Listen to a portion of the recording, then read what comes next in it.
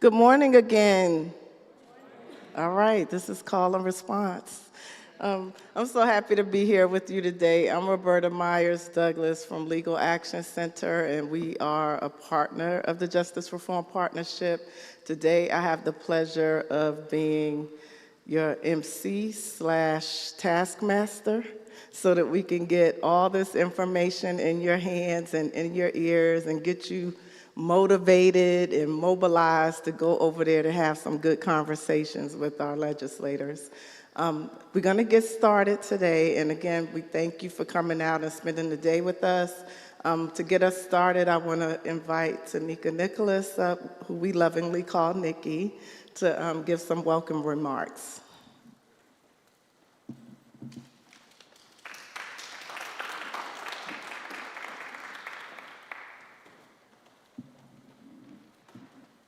Good morning, y'all. Thank you. And you all have to bear with my voice.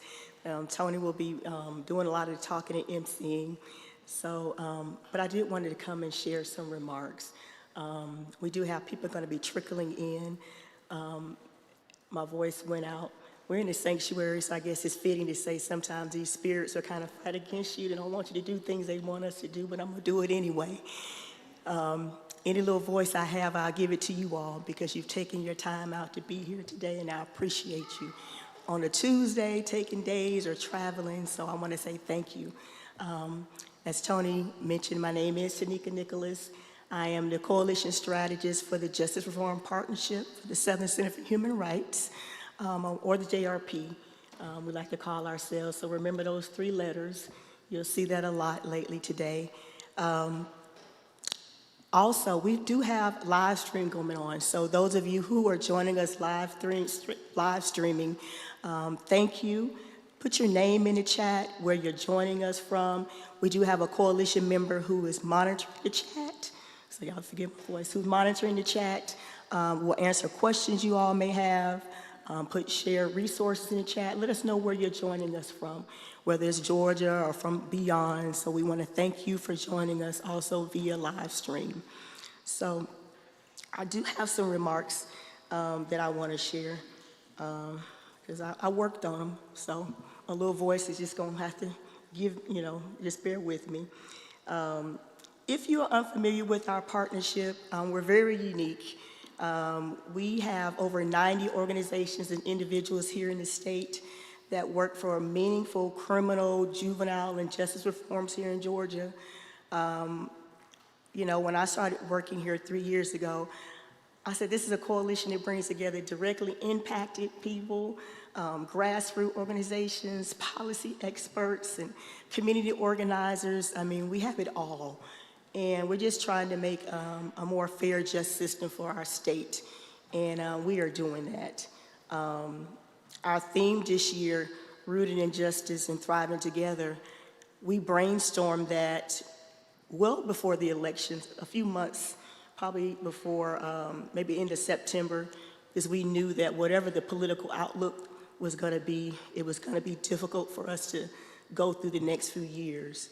So we came up with this theme. We knew that we were going to face challenges and we were going to have a lot of resilience we were going to carry. For myself, I stand here today as a directly impacted person, and that's a lot to carry. But for you all who are here, some of you may be directly impacted. You may have loved ones who are directly impacted. You may work in a space that support folks who are directly impacted. For whatever your reasons you're here, we just want to welcome you for being in this space. For me, it is personal and it is collective. So, our fight. We're living in a time where we fight for reform, where it's difficult. The systems we seek to change are really pushing back at us hard. Across the country and right here at Georgia, right across the street at the Gold Dome, they're really fighting back. There's silence in our voices. I mean, literally, they're trying to silence my voice. I have a voice. Restrict democracy, criminalize poverty, race, and survival, and choose punishment over humanity. But yet we are still here. We're here because we're rooted in something stronger than fear, something stronger than tactics and regressive policies. We're here because we fight for justice, not for political reasons, but it's deeply personal. We're here because we know justice is just not about resisting harm, but it's about building a system where people thrive. We're rooted in justice. We're not swayed by these temporary setbacks. We're grounded in something deeper. When we stand together, when we're organized, strategic, and unwavering, we will thrive. I always say this, this day and this movement wouldn't exist without one of our greatest leaders and our greatest founders, the late Marissa McCall Dobson. I never had the privilege of meeting or working with Marissa, but I have a job that exists because of her, and I'm very thankful because of that. One of the things that Marissa always wanted for us is that she wanted those of us who were closest to the problems to lead those changes. She didn't want us to be seen as tokens or afterthoughts, She wanted us to be expert strategists. And I always wondered, why did they put strategists behind my title? I said, well, that was a weird thing, but now I'm beginning to understand that. It's much more, because we're decision makers. I shared this quote last year because I found this as a Twitter quote from Marissa, and because a lot of my research I had to find on YouTube and online, and I found this on Twitter, and I'm like, they still keep Twitter quotes, but they kept hers. And Marissa once said, "Our commitment to issues is not new. We're not camera chasers, celebrities, or bag and wan jumpers. We will continue to defend the rights of the marginalized, and we will never sit back and let fake helpers do harm to the communities we serve." Her words remind me of something that was happening today, that we don't have to buy our seats at tables, right? If you care about justice, if you believe in a better system, we're here to commit to change. You're in this space. Whether you're directly impacted, you're an advocate, a policy leader, a community organizer, you don't have to ask for permission to fight what is right. Marissa showed us that power is given, it is taken, it's built, and it is shared. It's shared by all of you who are here today, so I want to thank you for just being here. So if y'all could just give you some applause for coming on a Tuesday. And, we have beautiful weather. We've had awful weather. We have beautiful weather today. So, but as I begin to close, just a couple things I always want to share in this space. Because of the coalition in the space we work in, we always talk about the power of language in the work that we do. So throughout the day, we have a lot of activities, a lot of panels, but you'll hear us use person-first language. So, it shapes how we treat each other. So you'll hear us use formerly incarcerated, directly impacted, or justice impacted. We use those words instead of felon or ex-offender. You'll hear us use incarcerated person instead of prisoner or inmate. You'll hear us use young person or children impacted by the justice system instead of juvenile delinquent. So just in this space, if you're new, you'll hear us use that language, and we just ask for you to respect and use that language as well as we go out through the day. One of the things I want us to remember, that we are human beings first. Sometimes we forget that, and what's happening, what we see on the news, we forget that we're people, and we're people with families.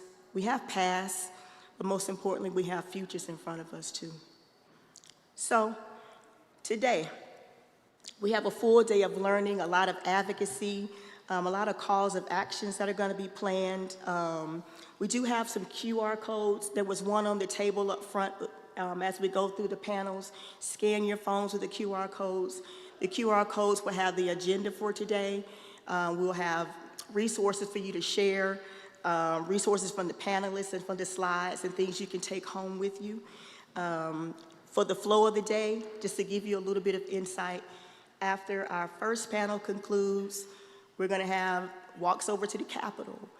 Capitol leads will take you over if you plan to talk to your elected officials. If you choose to stay at the church, we'll have activities planned for you here, workshops, discussions on civic engagement, involuntary servitude, letter writing for policy changes, networking with directly impacted individuals. So we have a lot. But we do want you to make sure you join us after lunch.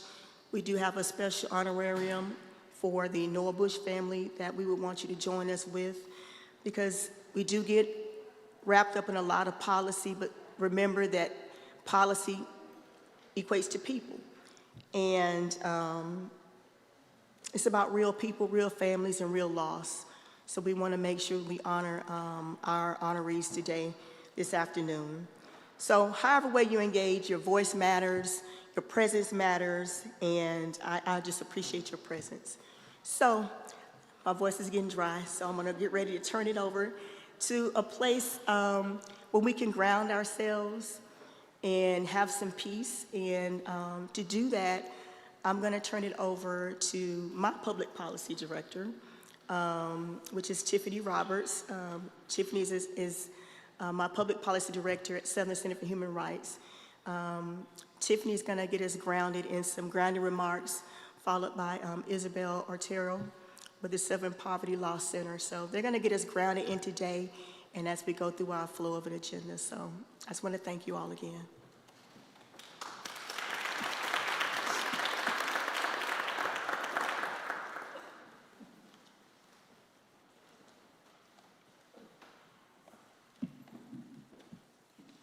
Good morning.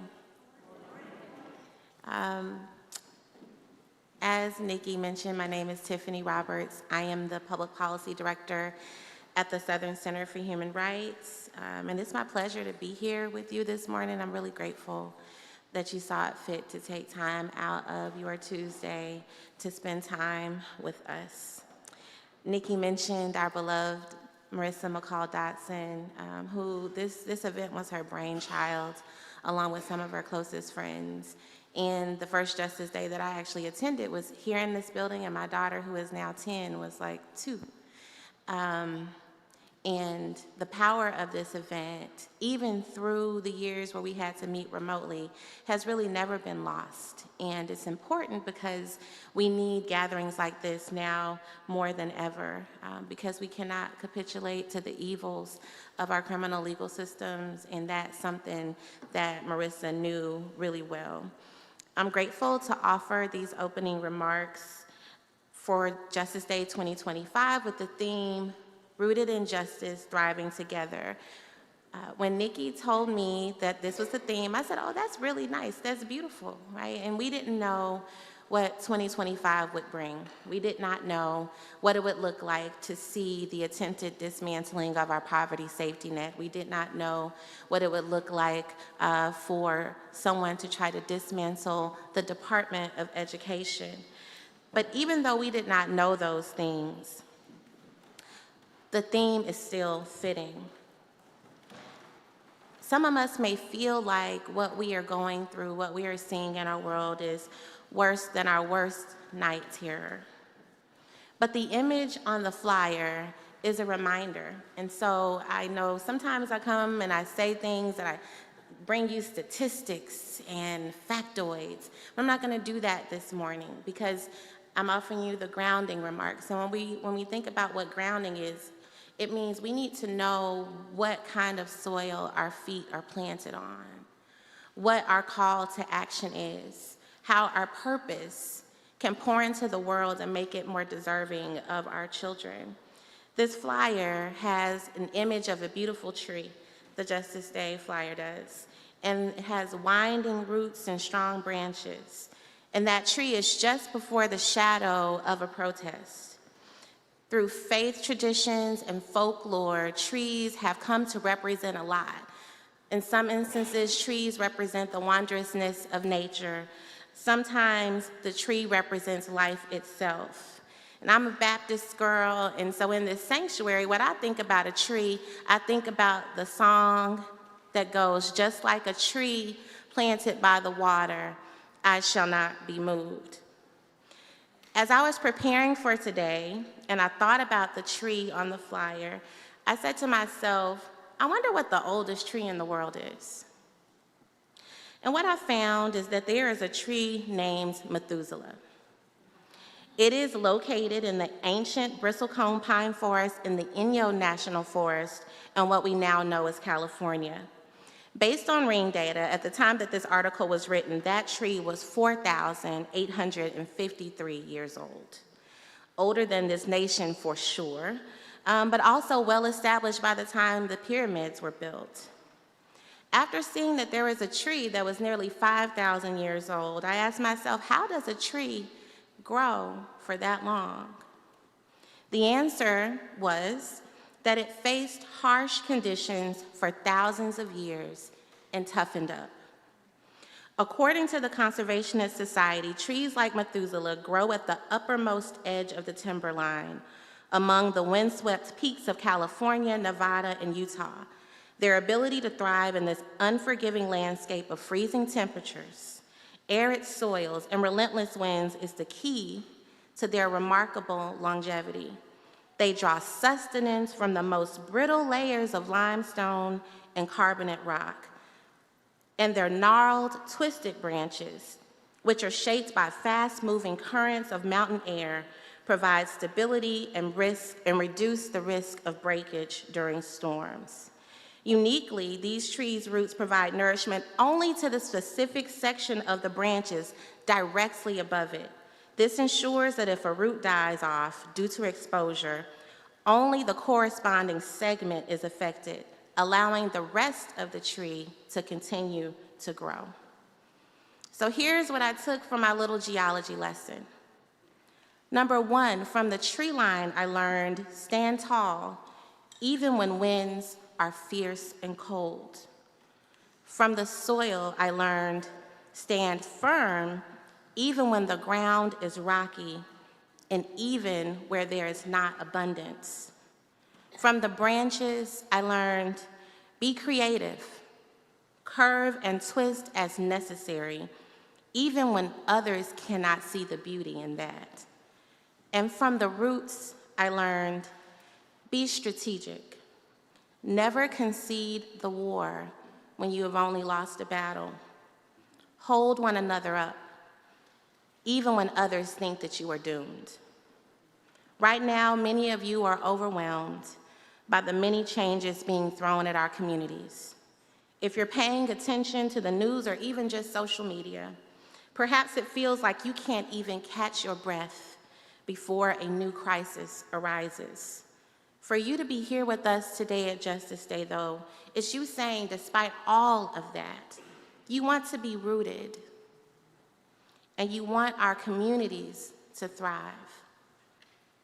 You want to stand tall, even when speaking with lawmakers who trivialize your struggles, rising above apathy and meeting their gazes with courageousness and honesty.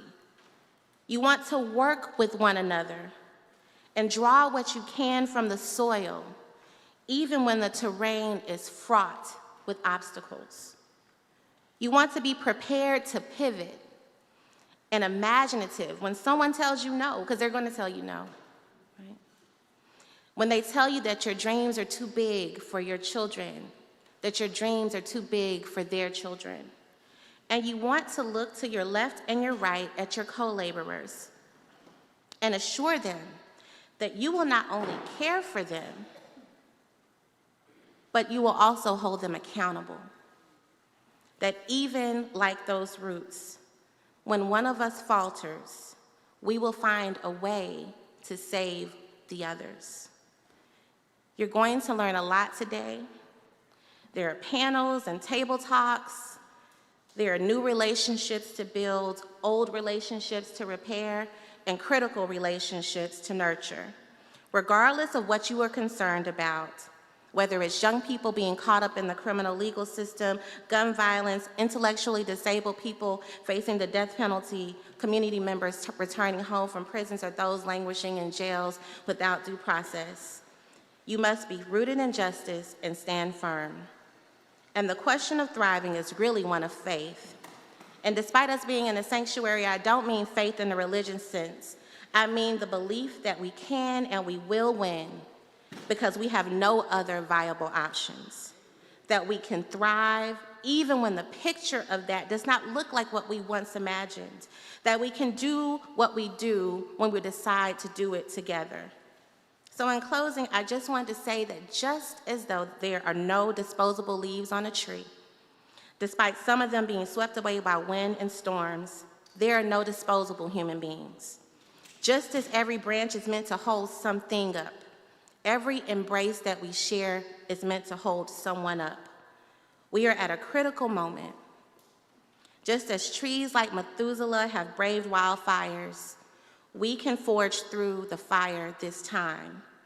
We have what we need, if only we embrace that truth, from standing tall, finding goodness, creatively twisting, and meeting our collective needs. We can come out on the other side. We will come out on the other side, not just like trees planted by the water, but like trees like Methuselah on mountaintops battered by winds and cold. We shall not be moved. We shall not be moved. We shall not be moved. Thank you so much.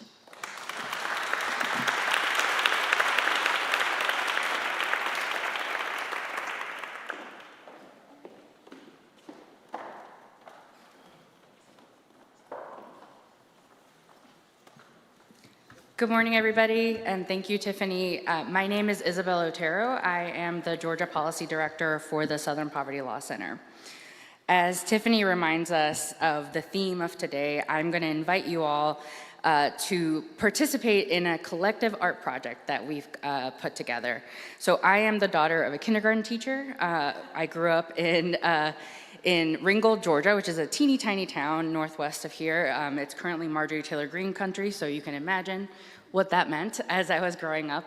And I used to, go with my mom to her school periodically and participate in these like joyful little moments at her school. And I've learned that as I do this work, we have to find some joy. We have to make sure that we're working together to create beautiful things.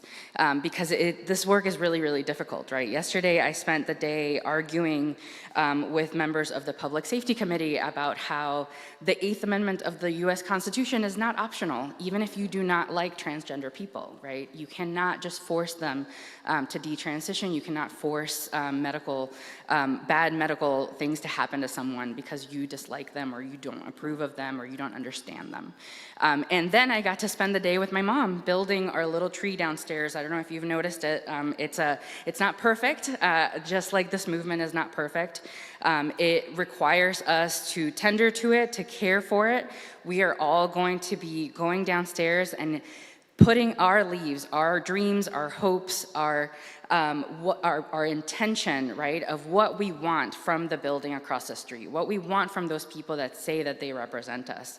And we're gonna make this tree beautiful, thriving, with all kinds of different leaves, all kinds of different ideas, because it's important for us to sort of say what we want and have some visual of this beautiful movement that folks are creating and are participating in.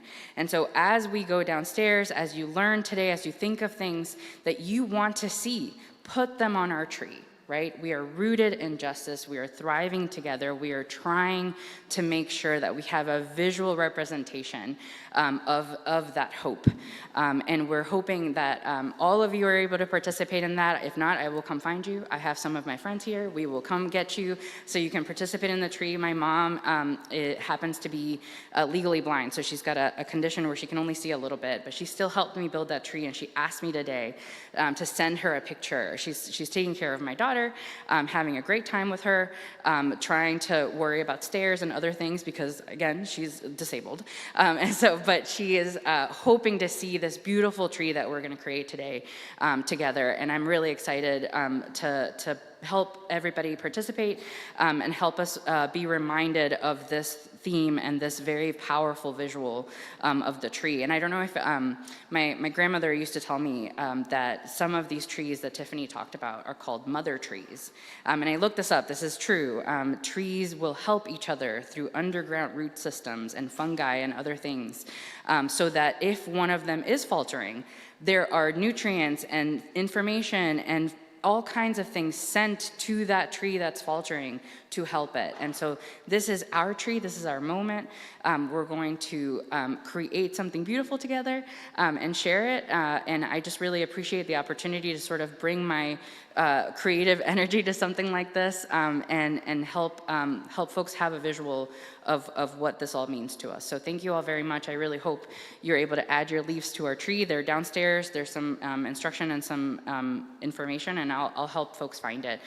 So if you see me, just come find me. But thank you all so much, and I hope you enjoy your day.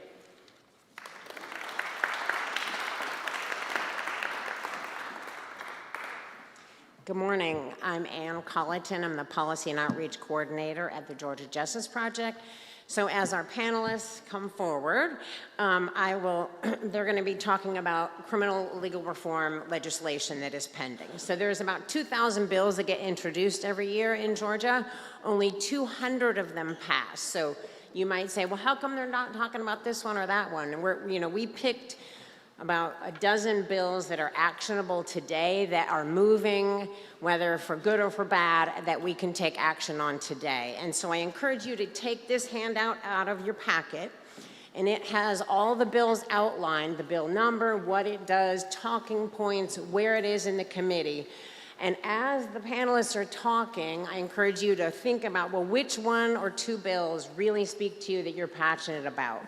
And then after they're done, we're going to have a role play. Two people are going to come up and do a practice role play, like what it is like to talk to a lawmaker. And then we will have a group of Capitol captains come up, and you can follow them downstairs, and they will help guide you to go talk to lawmakers about these particular bills. So again, take this out, take notes on it, thinking about which are the bills that speak to you the most. Just have one. Is this still working? Okay. So we might just have one microphone. Okay. Oh, good. Okay. All right. Well, we're going to go in the order of the handout just to make it easy. So we're going to start with Wade, my colleague at Georgia Justice Project, to talk about a few bills that we're working on. Morning. Hi, everyone. I'm Wade Askew. I'm an attorney, and I'm the policy director at Georgia Justice Project. So very grateful to be here. Thanks for the opportunity to share about some of what we're up to this legislative session, and I'm honored to be here with colleagues and friends who are doing so much other great work as we all kind of work together to represent that tree that Tiffany so beautifully articulated and Isabel is so nicely creating that visual for alongside all of us. So I want to talk briefly about a couple of the bills that we're working on this year.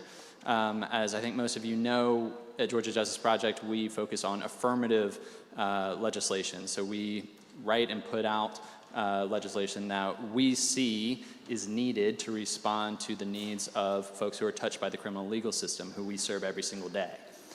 So what I'm not going to spend much time talking about, where you can go to gjp.org/advocacy to learn more about, are a couple bills that you've heard us talk about before. So one is HB 162. That is a bill that has already crossed over. It passed the House unanimously last week, I think. Things are dog years during the legislative session, so I think it was last week. Don't hold me to it. That essentially would ensure that if you are sentenced under the First Offender Act, your case is sealed at sentencing and remains sealed from public view permanently as long as you're successful with your First Offender Act sentence. You can check that out, but its next step is going over to the Senate and going through the process in the Senate.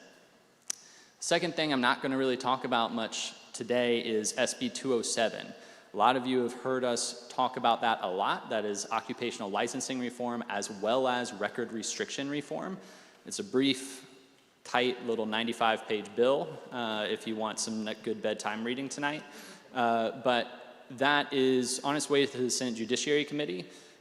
Being perfectly transparent, the Senate part of the process for that bill is not what keeps me up at night.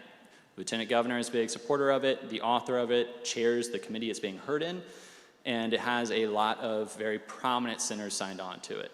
The adventure starts when we cross over to the House. A lot of you know last year it passed actually both the Senate and the House, but there were two slightly different versions. When that happens, they have to agree to the same version, and it ran out of time before they could agree on it. So we're back at it again this year. What I'll spend the rest of my time talking about, though, is a bill that will be going to a hearing for the very first time tomorrow, the Judiciary Non-Civil Subcommittee in the House, and we are calling it the Survivor Justice Act. We are taking that on in partnership with the Georgia Coalition Against Domestic Violence. And in talking about it, the first thing I want to acknowledge is the reality that pretty much everybody in prison has experienced severe trauma before entering those doors, and only experiences more when they get there. And so we know that this bill is not the end-all be-all when it comes to recognizing trauma in our criminal legal system. We see it as a start.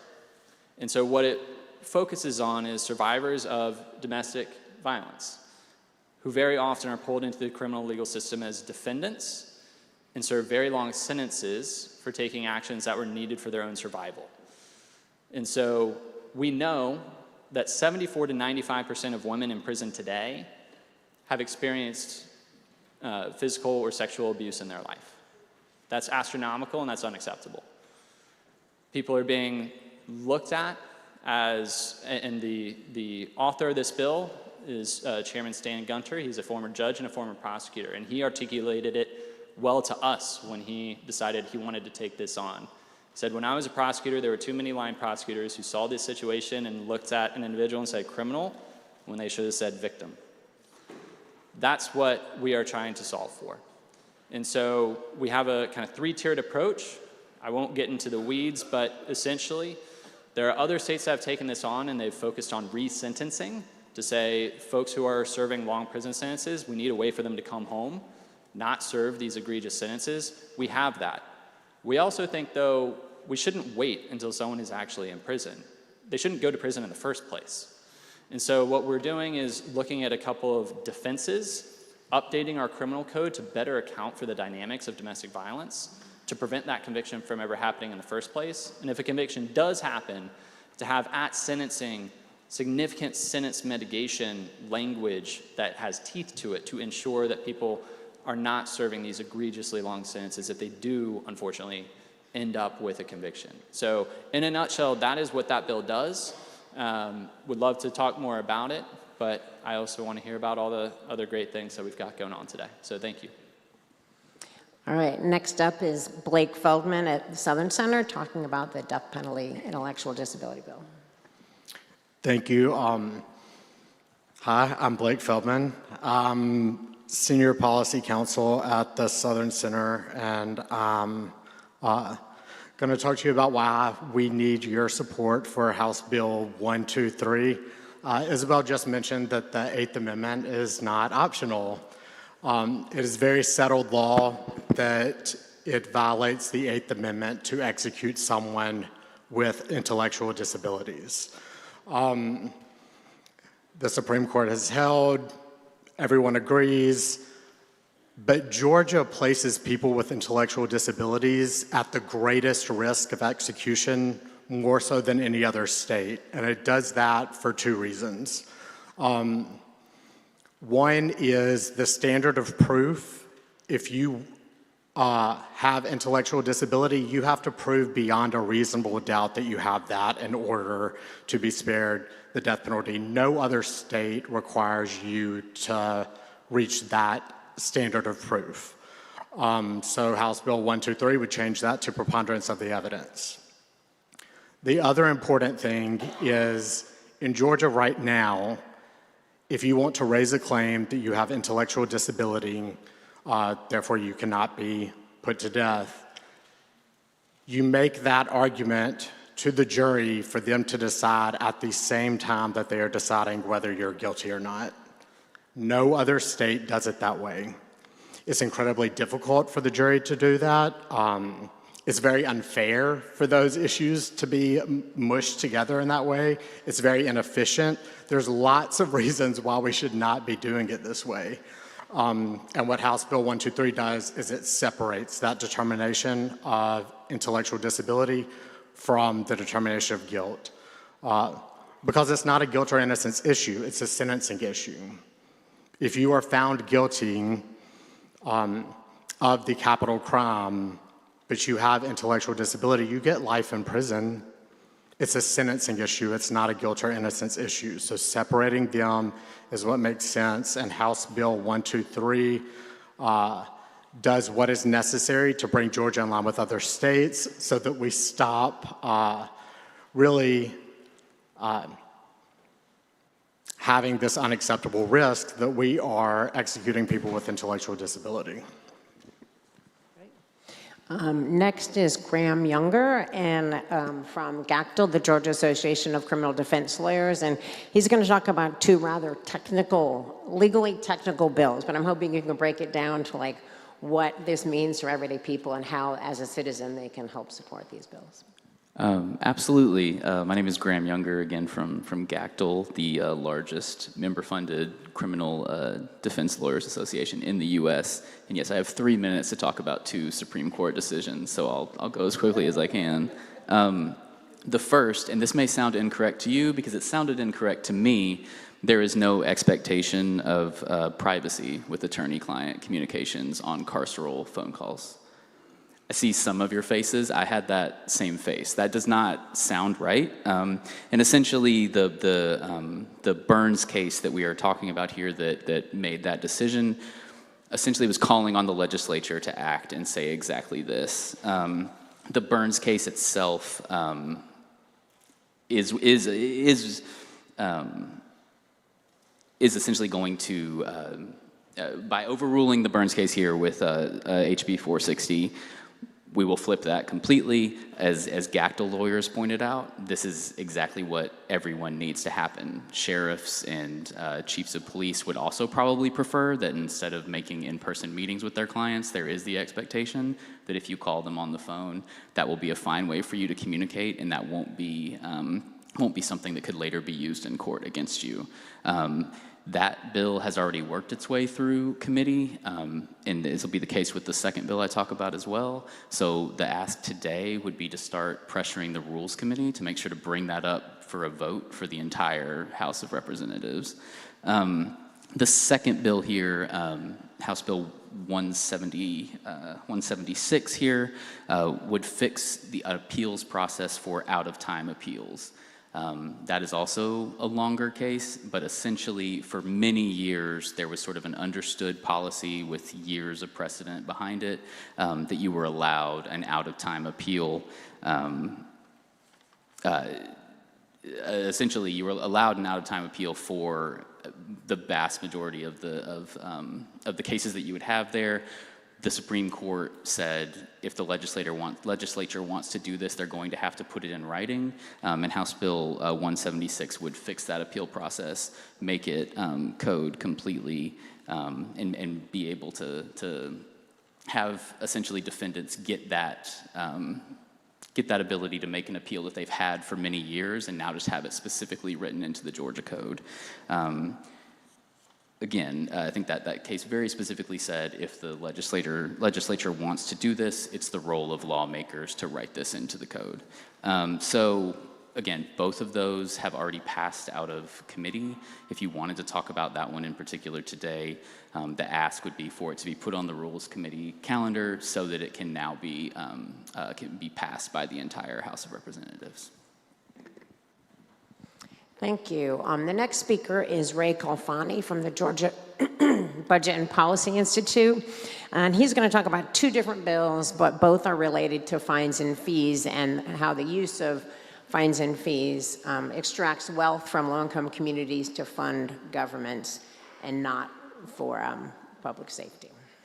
Yes. So I can certainly talk about them and highlight them individually, but as Ann mentioned, I want to just talk about that collective theme about, right now, we're in session, we've got a pivotal opportunity to address, excessive fines and fees practices in our courts, by our local police, as well as even our, speeding camera enforcement systems. And, we've got a number of communities in Georgia, we've got dozens of communities in Georgia that, rely on, these excessive practices that are profit-driven and place, profit over public safety, which, way too often takes wealth out of poor communities and robs them of opportunities to have economic mobility and economic opportunity. So the few bills I'll talk about, that if passed, can reduce the likelihood that our criminal legal system is turned into an armed debt collector that, as I said, seeks profit over public safety. And one of those bills is House Bill 140. And it's a bill that'll do basically two things. It'll add safeguards to protect against excessive enforcement of speeding offenses, as well as non-speeding offenses, like getting pulled over and ticketed for a broken tail light or for having lapsed insurance. But it also provides safeguards against failed court practices. It say, that force people to pay fines and fees whether they get due process or not. The other set of bills, and these are the bills around speeding cameras in school zones, which are House Bill 225 and Senate Bill 172. Both of these bills would stop a mass expansion of the use of speeding camera enforcement in school zones, which basically do three things. They take wealth out of poor communities, they transfer it to speeding camera companies and law enforcement, and they do so without adequately addressing people's concerns in terms of child safety in school zones. So, when people experience this type of stuff every day, some people experience them one at a time. You can get a speeding ticket or a ticket for, like I said, a broken tail light or for a lapse registration or lapse insurance. And if you can't pay that ticket quickly, you can be put on probation in this state. Or a situation where you can be in court and a judge will say to you, they'll decide whether you have your freedom based on if you have enough money to pay on your court debt. Or a speeding camera situation where you can get a ticket from a speeding camera in a school zone weeks after the offense, not know that that you even did that until weeks afterward, and then have to pay a ticket and decide whether you're paying for basic necessities or having to pay this speeding ticket, this school zone speeding ticket, and choose between basic necessities or paying that ticket to avoid having your car registration withheld. So these type of things can happen one by one, but all the time, too often they happen on top of each other, because a lot of times the same cities that rely upon excessive enforcement of like speeding offenses and non-speeding offenses that aren't in like school zones also have these school zone speeding cameras on top of that. So way too often people could experience all this all together, and it can just be compounded on top of each other, which is is compounded debt, compounded pressure to try to avoid entanglement in the criminal legal system, and just other compounded consequences that can certainly lead to possible incarceration. I'll stop there. All right, and now I'm not exactly sure who's talking about the next two bills, but they're about young people and how they potentially can get caught up in the system if these two bills pass. So, sorry, Isabel. No Isabel worries. Otero from Yes. the Southern Poverty Law Center. Hi, everybody, again. So, yes, I am going to be talking about the school discipline bill. If you all may recall, there was a really tragic incident up in Barrow County in Winder, Georgia at Appalachian High School last year, where there was an active shooter at that school. It's just exactly as you would expect. And I think we are a little bit desensitized to these issues because they happen so often. And so as a result, the Speaker of the House, John Burns, has decided to take this issue on, right? But rather than addressing mass shootings in a way where you go after things like gun reform, mental health, and other issues that would actually produce the kind of school safety that we would all like to see for our kids, they are going in a slightly different direction, where they are criminalizing or further criminalizing youth in a couple of different ways. And so I will talk about SB 268, and I think Graham will talk about SB 61. They're sort of similar bills. One is in the House. SB 268 is a pretty comprehensive measure that tries to address all kinds of issues around behavioral threat assessments, around a management system where the Georgia emergency management people are talking to schools about how do you deal with school safety, which is not their job, right? There are some positive things in this bill around mental health support and resources for students, but those are sort of buried beneath a bunch of information and a bunch of new processes that are not entirely clear, and can cause a lot of issues for due process for students who might be expelled, for students who might have a true disciplinary issue, but that issue is not a school safety concern, right? If that student needs actual support and resources, that student should not be placed on some list and prevented from even entering a school, right, if they are transferring from one to the other. So there are some real big concerns about this bill. We've tried to work on the House side on some amendments and some things to sort of clarify who can report on these children. What does the due process look like for a kid who has to fight to stay in school, right?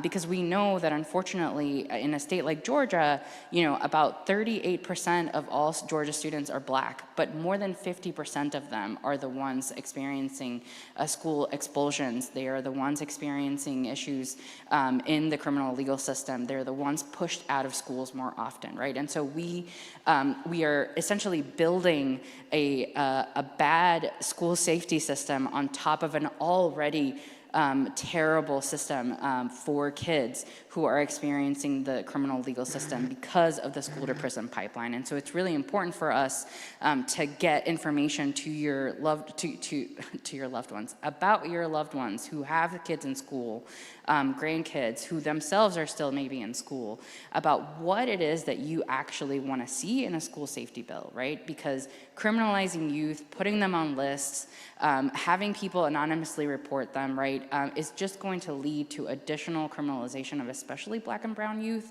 and not to additional school safety, right? If you want gun measures, if you want reforms, you need to go and talk to the House. You need to go and talk to folks who are your current state representatives and talk to them about how you want school safety to look, because this bill, HB 268, is not currently in a state where we can say, this is good, let's do this, right? There's some, like I said, there's some positive things, but there are some things that are really concerning us.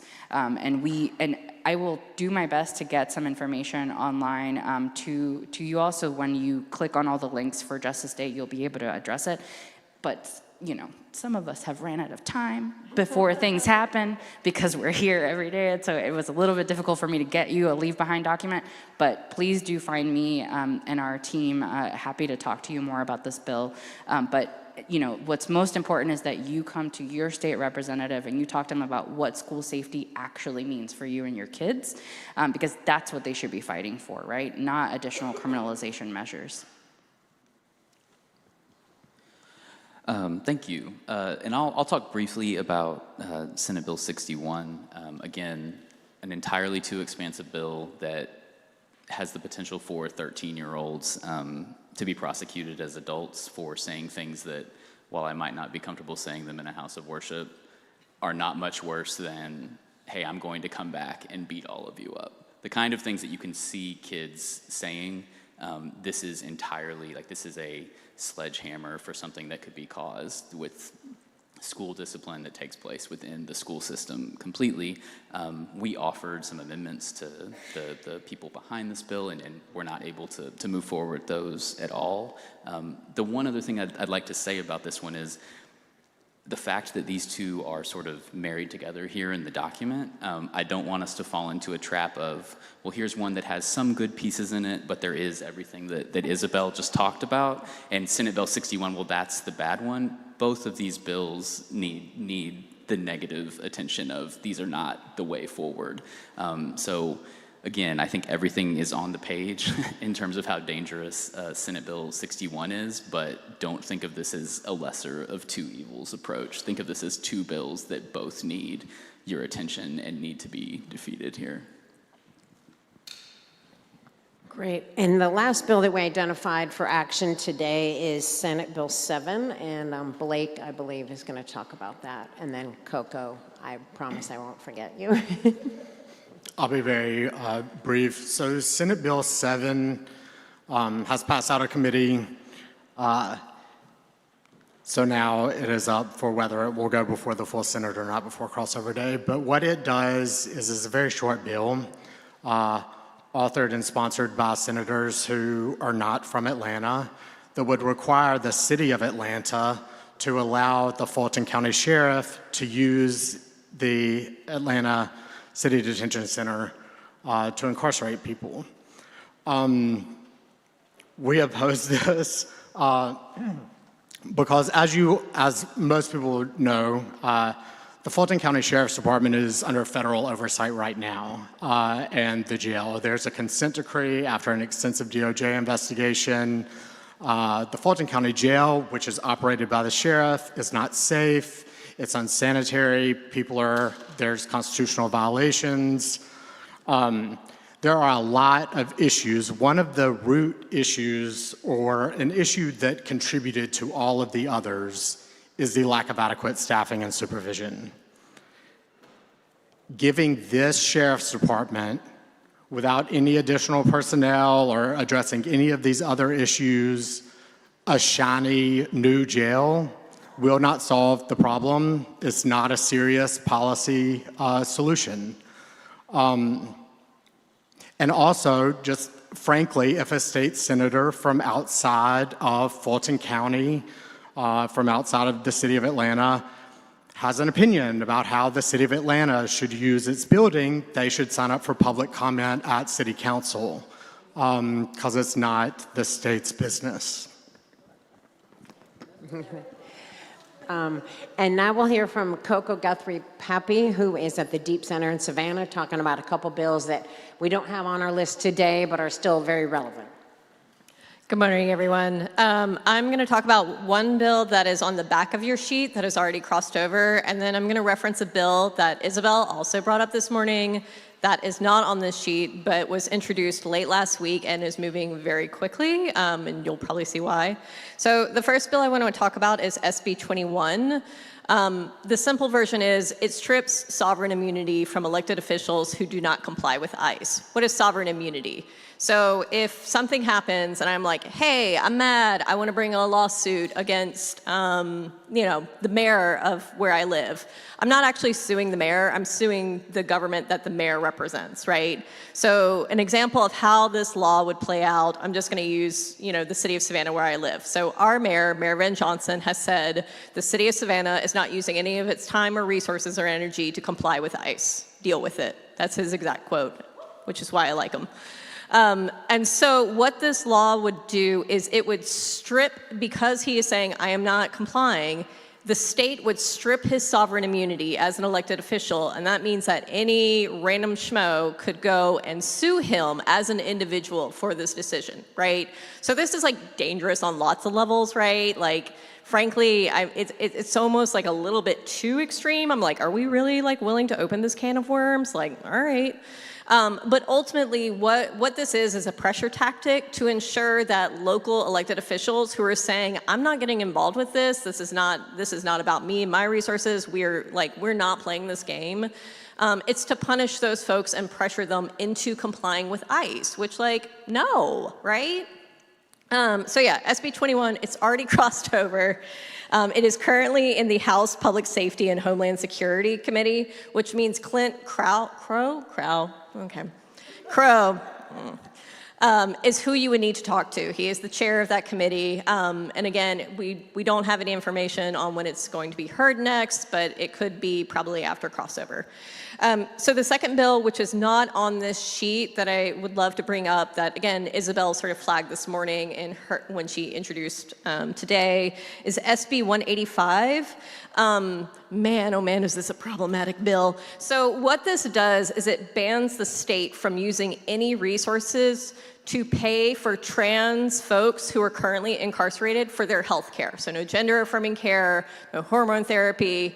There was a really concerning thing that the sponsor of the bill mentioned yesterday where he was like, I don't want the state to pay for BBLs, which made me deeply uncomfortable. It probably makes you deeply uncomfortable. We could probably all agree to that. But other than completely violating the Eighth Amendment as was brought up, it's just, it's cruelty is the point, right? It just really is cruelty is the point.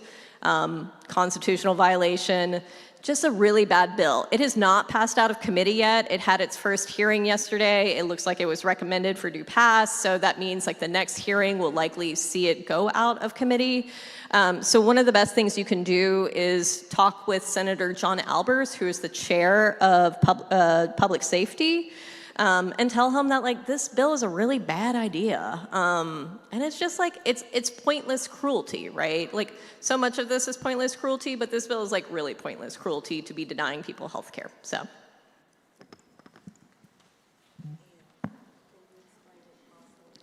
Sure. Okay, so we have a question.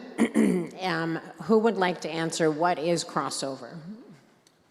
I'm happy to answer. So the legislative process is a little bit complicated, as you all have a very handy little sheet here.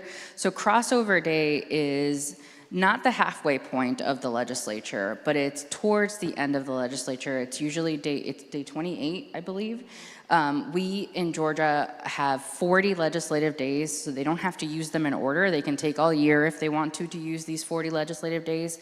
But by day 28, it's our first major deadline for things to go from one chamber to the other, to start the process again, to be able to be passed during this legislative session. And so our legislative session ends this year on April the 4th, and on March 6th, that is crossover day. And so that's a very, very long day that we all end up here until like midnight because they use the entirety of the day to try to pass as many bills out of one chamber to the other and do a lot of backdoor negotiations and quiet negotiations about what kind of things they're willing to move from one chamber to the other because they know that that is a big deadline. And so that is the day that we'll know, right, when most of the bad bills have crossed over to be heard in the other chamber. So if there's a bill in the House, it has to pass out of the House before it goes to the Senate by March 6th. If there's a bill in the Senate, it has to pass out of the Senate, the full Senate, right? Get a vote by every senator in order to make it to the House to be heard. And as the handy little chart says, the process sort of starts over, right? And so it'll go back through committee, it'll go back through the Rules Committee, and then it'll be heard on the floor of the chamber that it's in. So right now, when you go and listen to the legislature, you'll hear them mostly talking about bills in their chamber.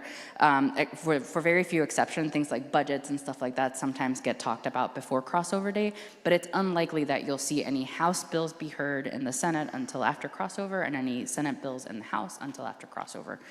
So that's one of our big major deadlines. It does not mean that they cannot grab the language of a bad bill and stick it somewhere else in an amendment, but it is far less likely that that happens. And if that does happen, those of us up here, several of the other advocates in the room, will make sure to flag that for the community so that you know this bill that used to be about licenses or about license plates or tennis or pickleball sometimes is actually now a bill about incarcerating youth or whatever it is, right? And so we will flag that for you. So it doesn't mean that it's the deadline where we can all take a really deep breath, but it's at least a major deadline that gives us a lot of information about the legislature. Sure. So it's my understanding that Senator Kim Jackson dropped a bill a week or two ago that is similar to House Bill 123. Do y'all have any information about where that is in the process? So it has been referred to the Senate Judiciary Committee, but the Senate Judiciary Committee has not placed it on their agenda. It would be great if we had a hearing on that also, because it really is a companion bill. But I think like as we approach crossover day, House Bill 123 has made it out of committee. The best chance of keeping this alive, this policy, is by advocating for House Bill 123 to pass the House, and then working with our great friend, Senator Jackson, to push it forward through the Senate also. Thank you. So yeah, I think we have like 5 more minutes, so we can take a couple more questions. Is the bill HB 225 and SB 172, is it tied to the bill that's been talked about this week about passing school buses? How does that, is it back on whether the Yeah, she was mentioning that there's another bill in terms of like penalties that come with passing a school bus. I mean, they certainly are in kind of like the same theme of things. I personally don't believe that, you know, giving somebody $1,000 penalty for passing a school, that's a little excessive to me. Certainly, there needs to be a consequence for that. But, you know, $1,000 for anybody in this room is quite a bit of money. But all in all, I want to thank you for asking the question. There is a real concern about child safety in school zones that needs to be addressed. There needs to be some additional things with those bills that are added to make sure, to say it in short, that we're addressing this issue before it happens rather than penalizing somebody weeks after an offense, right? So I'm happy to talk more in detail about that, you know, as we get off of this. But, you know, that's the crux of it. We need to be dealing with this issue to make sure people don't do it at all or very rarely at all, rather than still having something that's still going to have people speed through school zones or speed past school buses and penalize them way after in ways that don't truly stop the issue.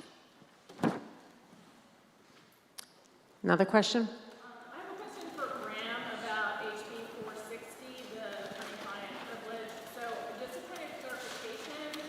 So is it true that there is privilege if the attorney and client speak in person?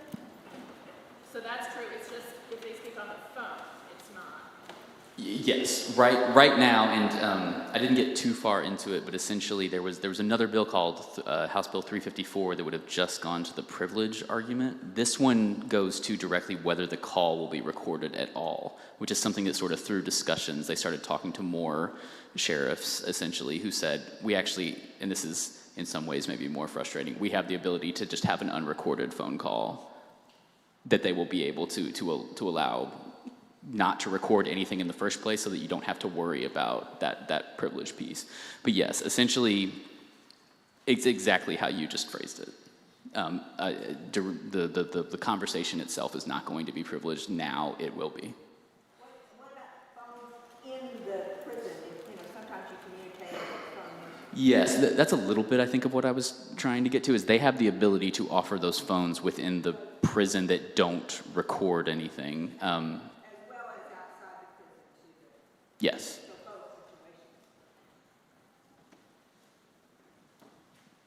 We might have time for one more question, and then we're going to have a role play. Two people will come up and give a sample conversation about a bill with a lawmaker. Did you have a question? Yeah.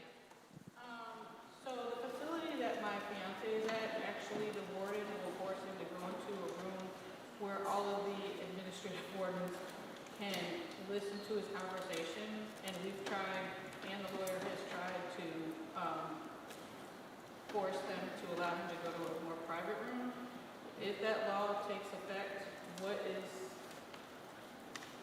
I mean, how could an inmate? I think this one is specifically going to go to the phone calls piece in particular. That situation, maybe we could follow up after this. That will not be in terms of House Bill 460. We could have a longer conversation about.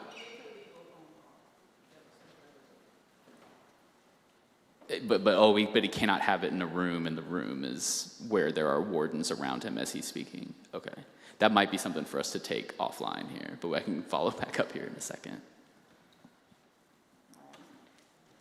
All right, we'll do another one. Just a question on HB 582, the survivor justice. Will that allow those that have been incarcerated for domestic violence to go back and review their case according to this bill, or is it just for those going forward? Yes, so it Question applies. was about the Survivor Justice Act, and Yes, would it thank you. help someone who's already incarcerated go back to reconsider their sentence? That's right. So it applies both moving forward, so trying to prevent the conviction from happening. If a conviction does happen, mitigate the sentence with real teeth. So it's not just, oh, this is a factor to consider in sentencing. No, we are actually changing the maximum sentence. We are departing from mandatory minimums. We are literally changing what you can be sentenced to. For people who are in prison right now, there is now a path going to be, if this bill passes in its current form, there would be a path back into court to say, had this law existed when I went through the system, my sentence would have been very, very different, if at all. And so there are a couple of paths for people back into court in that situation. to be able to say, this applies to me, my sentence needs to change, I need to go home. All right, well, thank you to all the panelists. And now Dominique Harris and Rosalind Calhoun are going to do a sample role play talking about a piece of legislation. This is a model. There's a handout in your materials about kind of how you talk to a lawmaker, you know. Talk from your own experience. Don't cover too much. Just kind of give them a few pieces of information. Leave behind some handout. But this is kind of a live example of the handout, let's just say. And Dominique is the Justice Day attendee, and Rosalind is the lawmaker.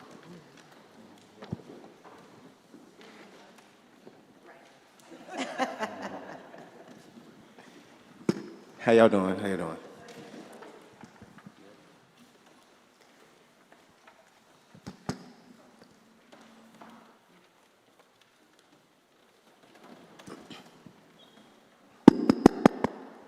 Come in. Hey, how you doing? My name is Dominique Harris, and I'm just trying to get your opinion and hopefully support on a bill. It's basically a bill that get Georgians back to work. It's State Bill 207. Have you heard of it? I've heard of that bill. So what are your thoughts on that bill? Well, one of the things that I know is you all are trying to get someone on your side to be able to be backing this bill. And I know for sure you are about to ask me. You are not the first one who's come in. I have already expressed I have already expressed to them that I am behind you 100%. But just to be honest, I can't hold that bill for you. But if you can possibly get a Republican on your team, we can probably do this together. Yes, ma'am. I totally agree because this is not a partisan bill. This is a bill that gets all Georgians back to work. So do you have any Republicans in mind or that you think I can talk to or just present some language to? Because we have a one-pager, we have a lot of data based on how employing formerly incarcerated individuals and how all these numbers based on 1 out of 4 jobs require a licensing, and it's actually a public safety help instead of, it basically reduces recidivism. So do you have any Republicans that we can present this data to? Well, I can tell you there is one, but the way our process works, you're going to have to let me get in front of them and introduce it to them so that I can get them on my side, because you know sometimes the Republicans don't want to bend, especially when it comes to reducing recidivism, when they see that mostly, you know, they don't want to open the doors. But I will do my part. Like I did tell the other young man who had came in, and I told him 100%, I'm going to do my part to get behind it. So I am going to allow you to reach out to me directly. And reach out to me, and I will give you all the information, and we'll work on this together. All right, thank you very much. They might shake your hand, they might not. Okay, so that would have been perfect. That's the perfect one. Not so perfect one, right? Hey, how you doing? My name is Dominique Harris, and I'm just here to ask you for your support. Okay, hold on, I'm sorry. Did you make an appointment with my assistant? No, ma'am. There wasn't. Your secretary okay, wasn't. wait, so you just knocked on the door? Yes, ma'am. I'm here, so can I just have your time 2 if minutes. that's okay? That's all I need, ma'am. 30 seconds, go. Okay, so this bill gets Georgians back to work. We all care about recidivism and public safety. I have numbers to show you that employing and allowing someone to attain their occupational licenses actually supports public safety. We as Americans in this community of America, we want to pull ourselves up by our bootstraps, right? So going back to school for 4 years and potentially getting my heating and air Okay, certificate. wait a minute, are you talking about them people in prison? Yes, ma'am. Okay, so here we go. Listen, I understand y'all folks is in prison and y'all want to get out. I do. But see, there's some ways we got to go about this. And first of all, you're knocking on my door. It's not one. I understand that. So what I'm going to suggest to you is make an appointment. I promise I will listen to you. I promise I will hear everything you have to say if you just go through those proper channels. I will listen to you. And I might be a little hard. You know, I understand the population of, you know, the prison system. And I do know we do need to do better. but you got to do better and make an appointment. Thank you, man. Now, that's all we really got, and it might be a lot of different situations. It might be a lot of different personalities. There's no black and white with people, but we just wanted to give y'all that it is relational, like it is conversational. You don't have to be afraid, like this is your representative. I didn't get to the word I wanted to use, and that's constituent. We're their constituent, supposed to be. They work for us. We always have to remember that is the relationship, that they work for us. They kind of got to listen. So, and if I have to put that an appointment in, yeah, you going to listen for real now. So just remember that. And that's all we got, and hopefully that was helpful.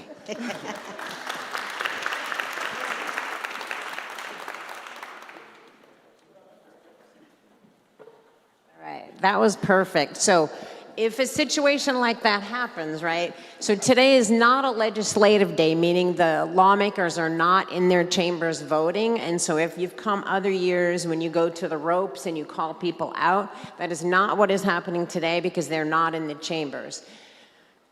Means, I think, a little less crowded, so we might actually have more opportunities to speak to lawmakers, but the captains that will be introduced soon will take you to help you know where the lawmakers' offices are, and you will go speak to them or their staff. So you might just speak to a staff member, that's totally fine. They can pass on the information. If somebody isn't there or they don't have time, like Dominique encountered, you can still leave behind a one-pager. Most of these bills have a one-pager, so you can leave that behind. And then also, when you checked in, you got these lobby letters, which will allow you to write your own information. Like if you're a little shy in talking and rather just leave a note, you can do that here. You list the bill number, whether you support or oppose it, your name, contact information, and why you support or why you oppose the bill. So if you encounter someone like Dominique did, you still have options to write them a note and or leave them the one-pager. So please do that. And then Dominique is going to help. The other Dominique, the other fabulous Dominique is going to help with, so remember, think about which of the bills that you heard about you're most interested in, and then we're going to have some captains that you'll meet downstairs to guide you across the street. Sorry. And one more thing, if you're like, I'm still not sure I want to go across the street, I don't want to walk that far, I don't want to wait in line, there will be opportunities downstairs to write these lobby letters, and we will deliver them for you after a couple more speakers. And then, or if you're still not sure, but then the next panel riles you up and says, yes, I can do this, you'll have an opportunity to go later. But if you're all ready to go, we'll have teams ready to take you across the street now. Hey, family. Super excited about today. That role play was fire, right? Because it happens like that. So today we're going to have a few different teams. All of our captains will be downstairs. Oh, sorry. Hey, y'all. Dominique Grant, Campaign and Operations Manager with Women on the Rise, Georgia. So all of our captains will be downstairs. They'll have a sign that looks like this. I'm just going to briefly go over the bills and who you'll be looking for. So if you are interested in the school discipline bills, which is SB 61 and HB 268, that will be Coco and Amy. Are Coco and Amy in here? Okay, they might be down. Oh, Amy's back there. You want them to meet you downstairs? Okay, so Amy is back there, but you'll meet her downstairs. Rosalind and Cynthia will be handling confidential prison communication. That's HB 460 and HB 176, which is the appeals bill. And Rosalind is who just did that lovely role play. She is back there. Shaniqua will be covering municipal jail use by the sheriff, which is SB 7. Shaniqua is right there with the Black Voters Matter shirt on. I will be covering the Survivor Justice Act, which is HB 582. By the way, Wednesday is a big day for this bill, so if you are interested, please, I'll be downstairs. Dominique Harris is going to cover fines and fees, which is HB 140, and the school zone camera bill, which is HB 225. And Dominique Harris, he's right there. That's who was. They're already moving down. He's the other one that did the role play. But all of the people will have signs that have the name of the bill. Thank you. Joey who is right here, wonderful Joey. Joey will help you with speaking to your lawmaker and how to find your own lawmaker.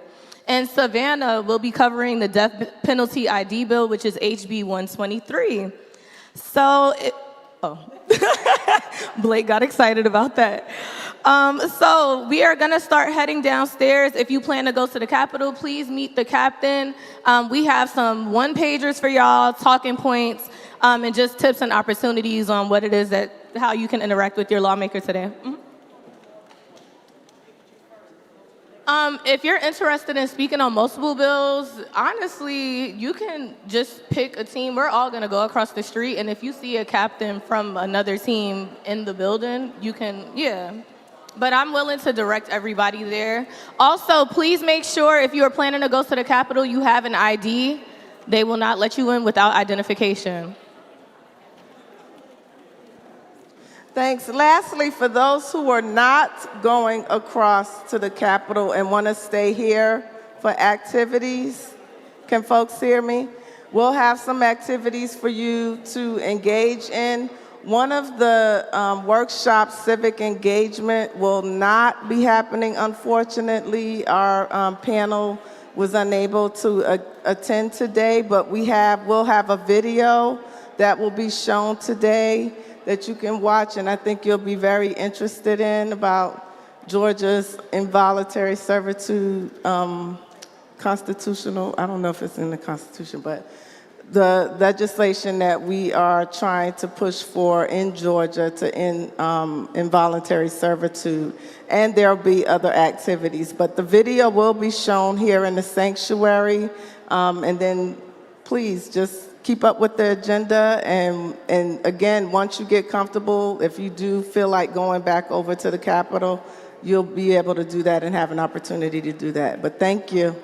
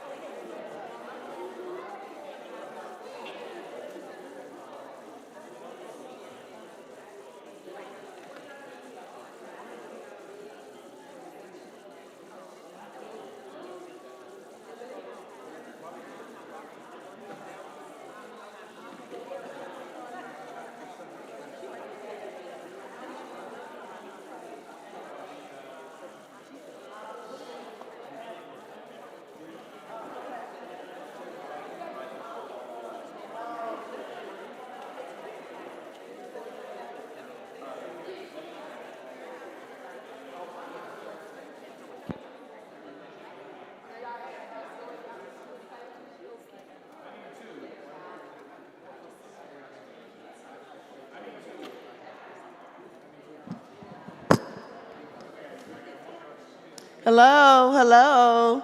Thanks for those who are staying over. We're going to try to get ourselves back on schedule, and we're going to start with a film about amending the Constitution to end prison slavery. And this is being hosted by All of Us or None Georgia. And so if you take a look, and I think you'll learn some things if you haven't already heard about this campaign. We definitely need you to get involved. It's going to take all of us to get involved. Who's queuing up the film? Are you going to first give some remarks? Okay.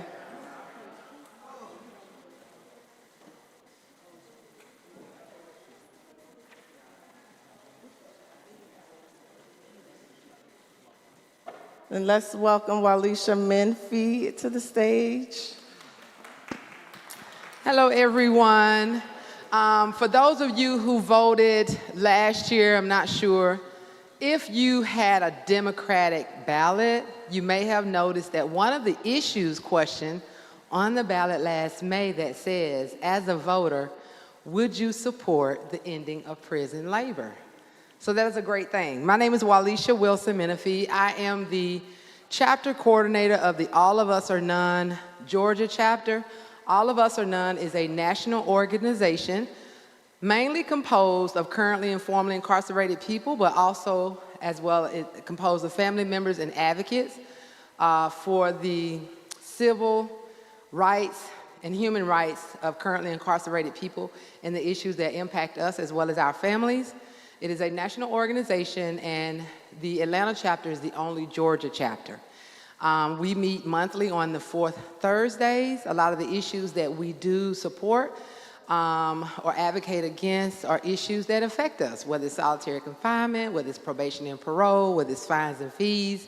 But right now we are focusing on one that is very terrible in nature as it connects to our history of slavery, which is prison labor. A lot of people think mistakenly that the 13th Amendment ended slavery in 1865. It did not. It simply evolved slavery. Because in the actual Constitution, it says that there shall not be any slavery in the United States except for the punishment of a crime. So basically what happens was, very short, is slave owners were so used to all of the profit and revenue that came out of the use of slaves, they literally panicked. Oh my God, you know, they're gonna end slavery, what are we gonna do? So they basically took that loophole that was in the 13th Amendment and exploited it and started creating laws that targeted black people, called the Black Codes, which made it illegal for black people to be unemployed, to spit on the ground, to sell flour, to walk with a cane, just any and every little thing that could, why? Get them convicted, because the loophole says we can keep slaves, but they gotta be convicted. So if you look back over the years as how this has progressed into mass incarceration today, we normally think that when people commit a crime, appropriately, they should be held accountable for what they've done, sort of like bail. But when you are using a system not to hold people accountable and rehabilitate people, but simply to get free slave labor, that is a problem. Currently incarcerated people produce over $12 billion in services.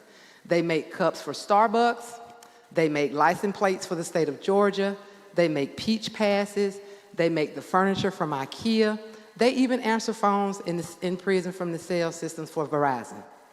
These are all services that they are making money, they don't get paid.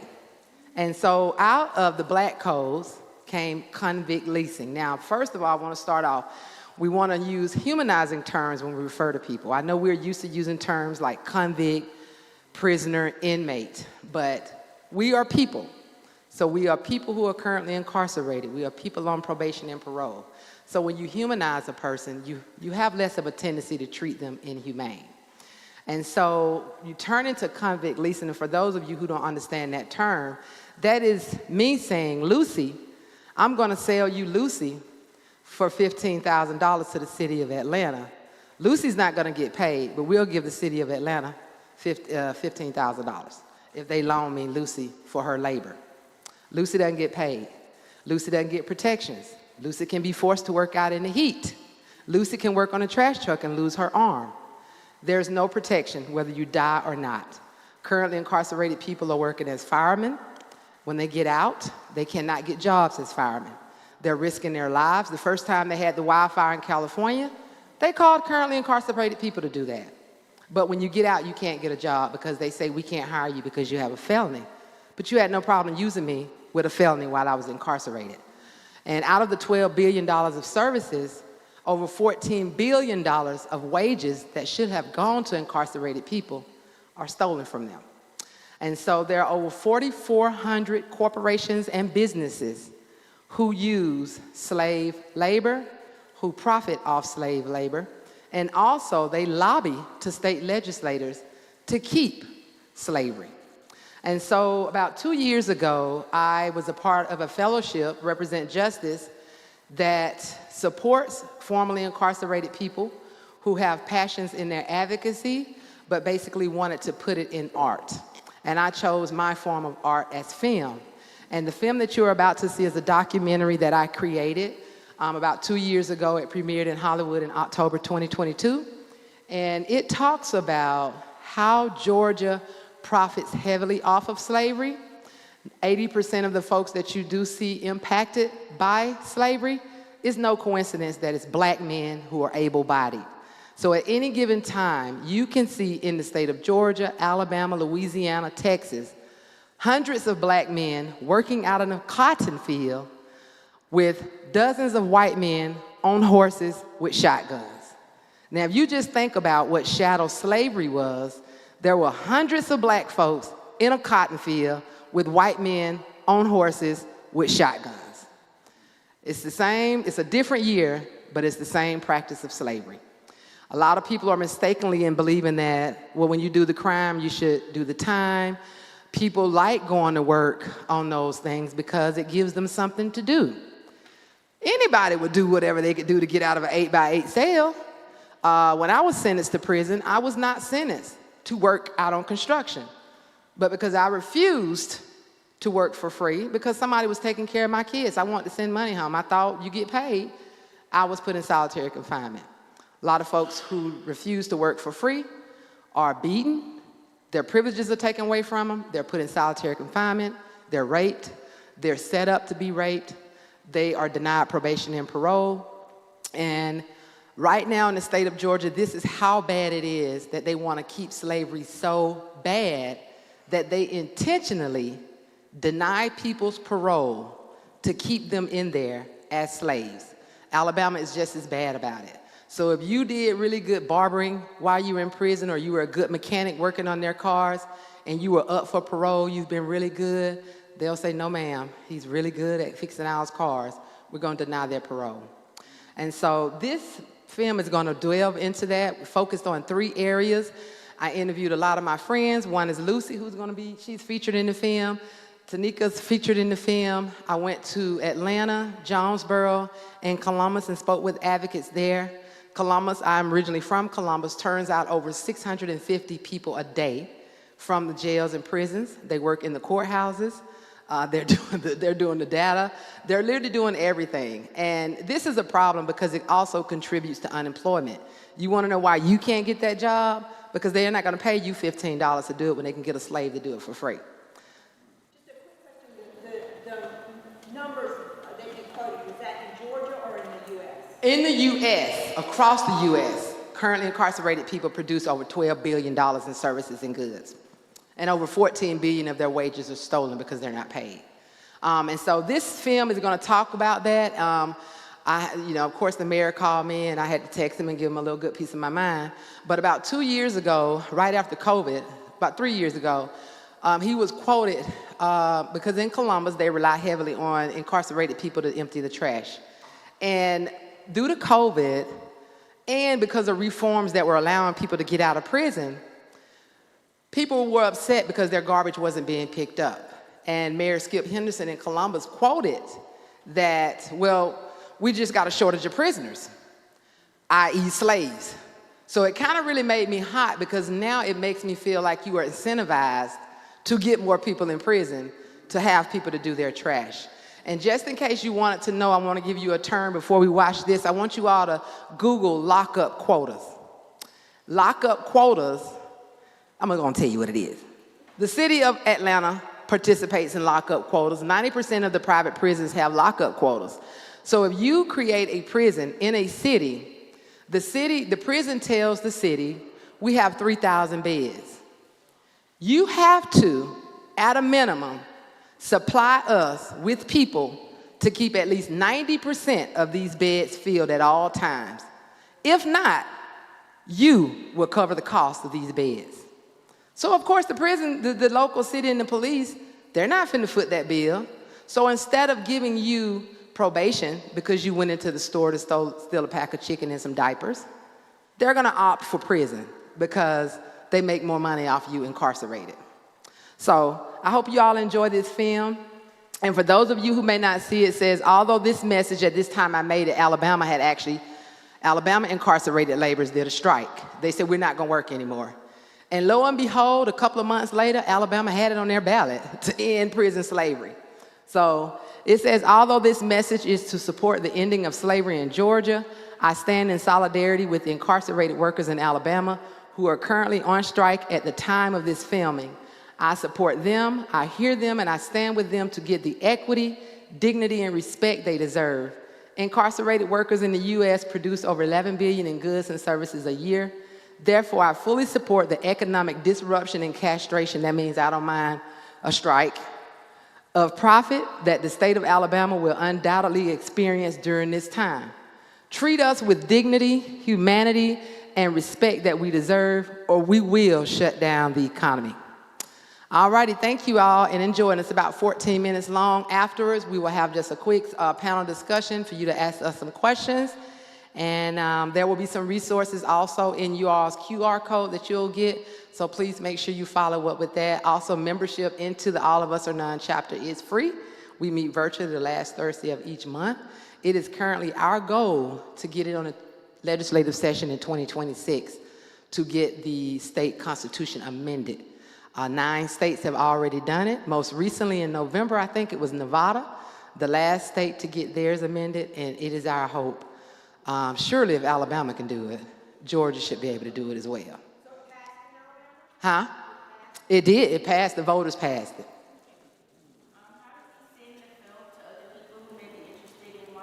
It is on YouTube. And also, I think that link is in your QR code resources, but it is in QR code. And if you see me out, I'll make sure I give you the link as well. Thank you. The 13th Amendment bans slavery with the exception of folks who are incarcerated. Okay. The 13th Amendment is what empowers the longevity in the process of slavery. Slavery is abolished except if you've been found guilty of committing the crime. So if you've been found guilty of committing the felony, you no longer are an American citizen. You are now a slave. And when you call the Department of Corrections, they will tell you in no uncertain terms, check your 13th Amendment. It's legal. You get convicted of a crime, then we can work you. Prison is a business. It's a business. Yes. Whether it pays people or not, it is a booming business in this country. Incarcerated people provide over $11 billion in services each year. And that is from working in plants, that's making furniture, lingerie, working in call centers, and they're working as garbage collectors, they work as clerks in the courthouse. The city using laborers to clean the buildings. I see them at the fire department. Fighting forest fires, they're doing landscaping on the highways, a lot of water treatment plants, they clean up parks and recs. In the conditions with no heat, in the conditions in the summertime with no air. You know, the conditions were deplorable. And the more you look, the more you see. They don't know our Braille translation services happen, our license plates, masterses for our public parks and for our higher education. all the paper products, an enormous amount of things. People really are unaware. I see them walking around in the government center. Nobody supervising them. They got the striped suits on. They paint. They doing plumbing. They just, that's their job. Okay. But then when they get out, they can't come and wait for the city to get the same job. People are not going to the factories because they got a new factory called a prison. Prison slave labor runs Columbus. They had to lay off a whole bunch of workers in order to replace them with prison slave labor.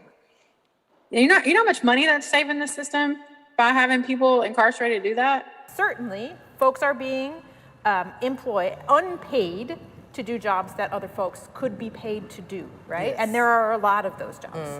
There'll be more jobs available on the outside for people that's not incarcerated, because if you got 100 people working from inside a prison, outside, that's 100 jobs that people that's free can have. Cannot get that job. Yeah. When you go and apply for that job, they say we're not hiring. Why would they pay you $30 an hour when they can get somebody to do it for free? People don't understand. People say, oh, I support incarcerated people's labor, but what they're not understanding is that contributes to unemployment on the outside. Right. Myself, I've been in prison before. I was in the federal prison in Estelle, South Carolina, and I only made like $12 a month, but we built forklifts for the military. And most of these jobs, if not all of them, when they get out, they cannot get jobs with those same positions. So now you go and try to get employment from the same people who's employed you for free, and you can't work for them. And they say, well, I can't work for you because the state law says you can't work for me if you got a felony. So why doesn't that law apply when I'm incarcerated? It's legal. This is Mayor Teresa Tomlinson. She said it's legal. And I said, just because it's legal, it doesn't make it right. If people are working, they deserve to be compensated. And where you are living, whether by choice or by law, doesn't affect the fact that you are doing labor that deserves compensation. Yes. Are you aware that there are some folks who have actually refused to work and get punished? They get their phone calls and visitation taken from them, or get thrown in solitary when they refuse to work. That's what I was about to say. In the feds, if you don't work, you go to the hole. It's called a shoe. So therefore, it's not optional. It's not volunteering. No, it's mandatory. So when you're made to work for free, that is slavery. Why is it so sensitive when we hear terms like slavery and don't correlate that with incarcerated people? The first part comes with us not actually engaging in addressing what this country has done historically and currently, and so people are defensive. Yeah. The second part is I think people really don't know.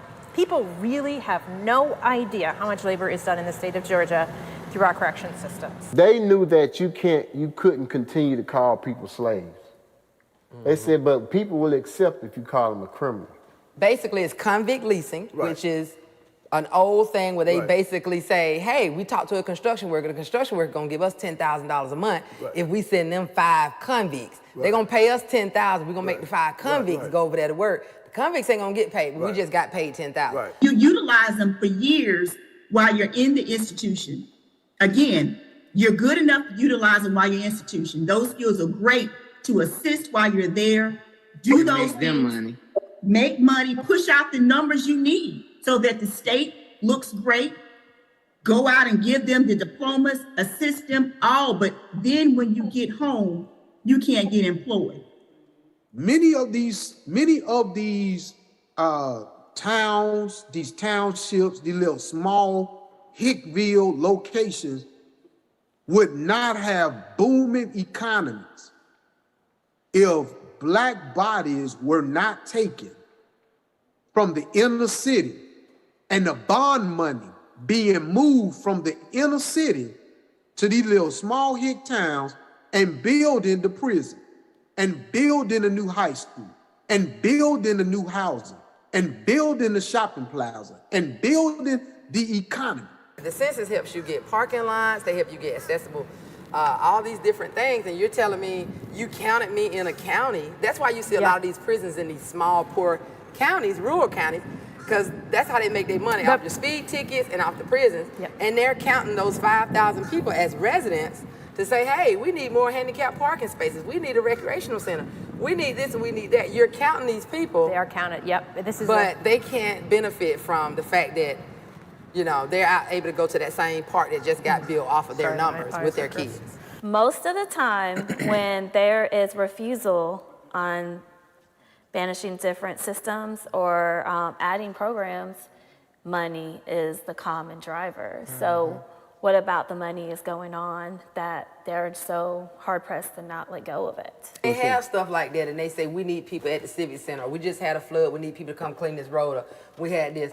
Why are they not saying, we need to hire 15 people down here at the Civic Center. We need to pay 20 people to come and do this. Why are they not doing that, and why are they choosing to use incarcerated people? Because it would cost them money instead of making, it would cost them money and not make them money. And the goal is to make money. And the goal has always been to make money. And also, it's always to keep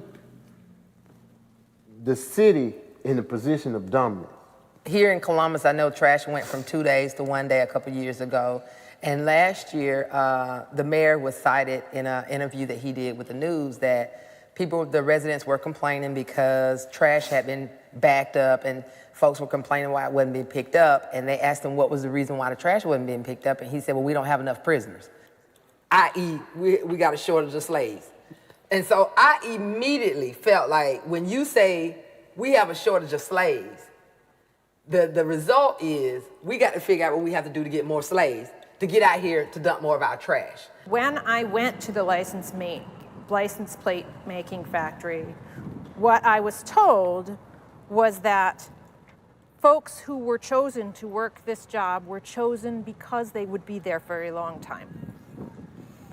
Now, if it's a training job, if it's intended for you to be able to transition to another job, then wouldn't you want folks for whom that transition is going to happen? Wouldn't you want as many folks to be helped as you could? They should be able to just transition right on into that job, because obviously it's a job because they had them doing it. So why couldn't, if I'm doing it right now and I'm getting out in 6 months, why can't I just transition and that's my job when I get out? It's making too much money for it to make sense right now. And the criminal legal system itself is based on a monetary thing. You know, the IRS, Walisha, even has something on their website that makes a notation that just because a person is incarcerated does not exempt them from paying federal taxes, federal income taxes, if they qualify to pay them. And the Department of Education has a notice on their site that lets people know that they don't get an automatic deferment just because they're incarcerated and not making money from paying those student loan payments. So I want people to be full well aware that we have federal regulations that make sure we're still paying on things that we owe on, even while we're in carceral systems, slavery systems in the state that don't allow us to make money. If you took away what the I hate this word, but what the inmates do inside of facilities, that would open up so many doors for so many community members who are without jobs. Once you become a ward or of the state or the feds, there's no way for you to get reintroduced into society as a regular American citizen. They can work you for free because you don't have the rights to defend yourself. You don't. That's why when you get out, you gotta get your right to vote back after a certain time. You gotta get your right to bear arms after a certain time, and that's if Georgia decides to give them to you. They don't come back automatically. Voting rights, right? So some people say, oh, restoration of rights, but there's another step there, right? Why are you losing your rights at all? The people who have lost everything because of incarceration are the people who are the most willing and able to commit to jobs when they come out. Those people can be committing to those jobs when they're inside. The method doesn't match what's actually happening, right? If it were training, we should see the program focused on transition. But that's not what we're seeing. This society had basically created mental health problems in our community. The degree to which we criminalize and incarcerate folks, it really fuels the cycle of poverty in our state. You know, it really, really does. We are taking resources from people and putting them into a system that only makes things worse for those people and then everybody that those people is associated with. We got to go deep into the DNA of this whole system because we cannot fix this system. We're to create our own system, and system still sharpens still, system sharpens systems. So as we build our own system, that's going to be the primary thing. When they come out, they got to be a part of this system that we're creating. In order to end mass incarceration, we have to have an employment component. People being able to contribute to their communities and reap the rewards of that is how you build sustainable communities, period. How can you prevent crime if you do not give people the tools and resources to be able to better themselves and come back to a contributing member of society? And part of that resources is a job. We have to create a post-incarceration reentry system that actually guides them into a trade or a profession. To change the charter to allow someone with charges, that's part of it, to change the city ordinances and state laws to allow, people with records to actually work for the government. I mean, they're already working. They're already working for the government. They So just ain't getting paid. why not have different amendments made to keep them working? The more states we get who are willing to say out loud, we don't support slavery here, we are going to change it at the state level, the more push we get for the federal. Common sense says this is why our crime rates are high, this is why our homelessness is high, this is why our communities are the way they are, because we're not giving people what they need to succeed. And when people don't have a job, you're going to continue to have high crime. And to actually train somebody, to use somebody under the guise of saying it's for training, and then when they get out, because they have a felony, they can't get a job, It's it's an an excuse. oxymoron.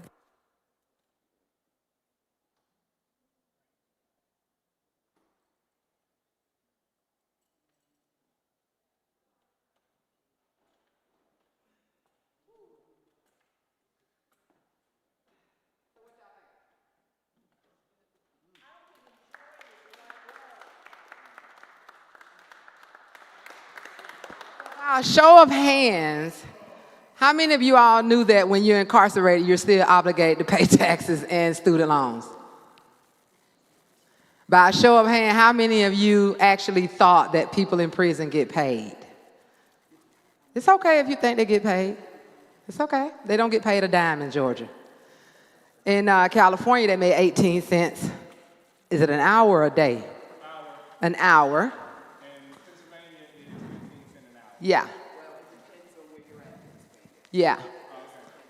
Either way it goes, considering that a bar of soap can be as much as $4, a pack of sanitary napkins for a woman can be as much as $15,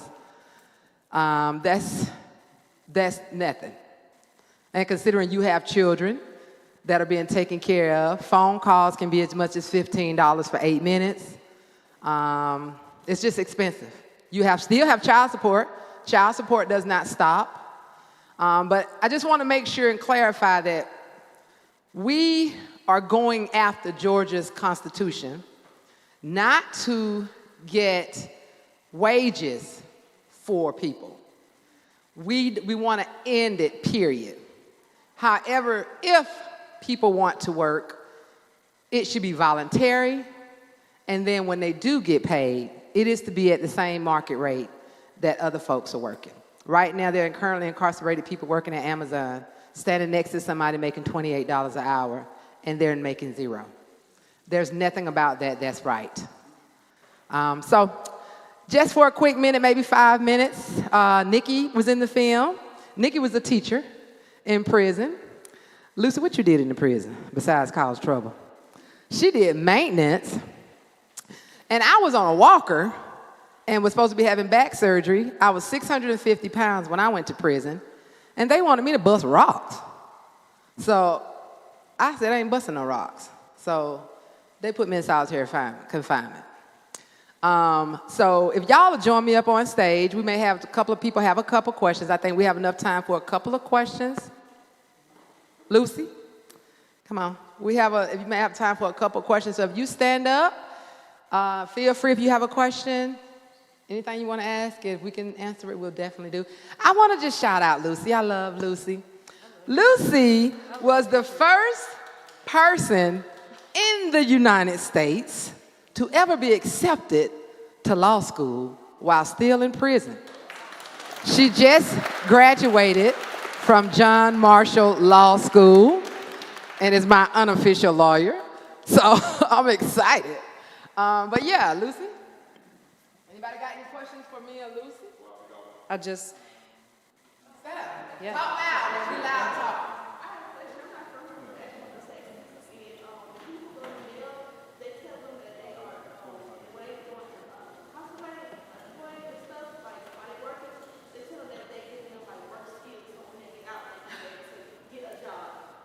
It's a lie.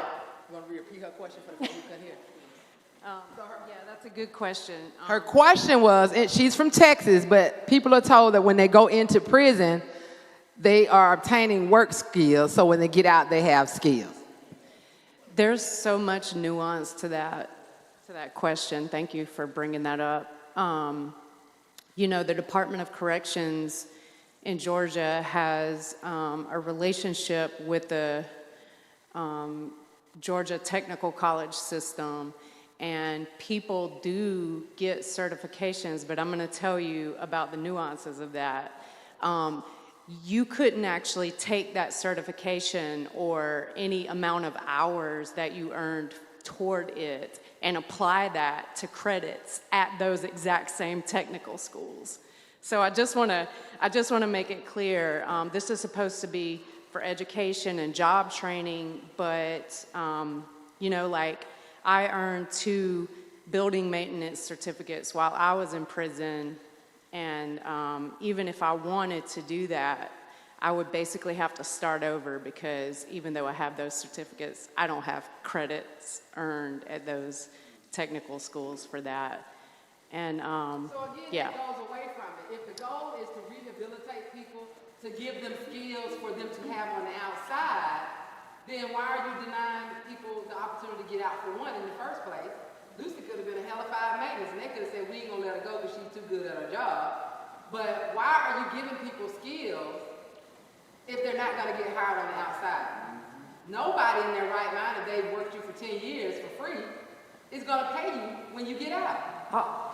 I also think it's important to note, Walisha, that there are exceptions in our state statutes, for instance, for correctional officers and Department of Corrections and jail employees to directly benefit personally from services provided by incarcerated workers.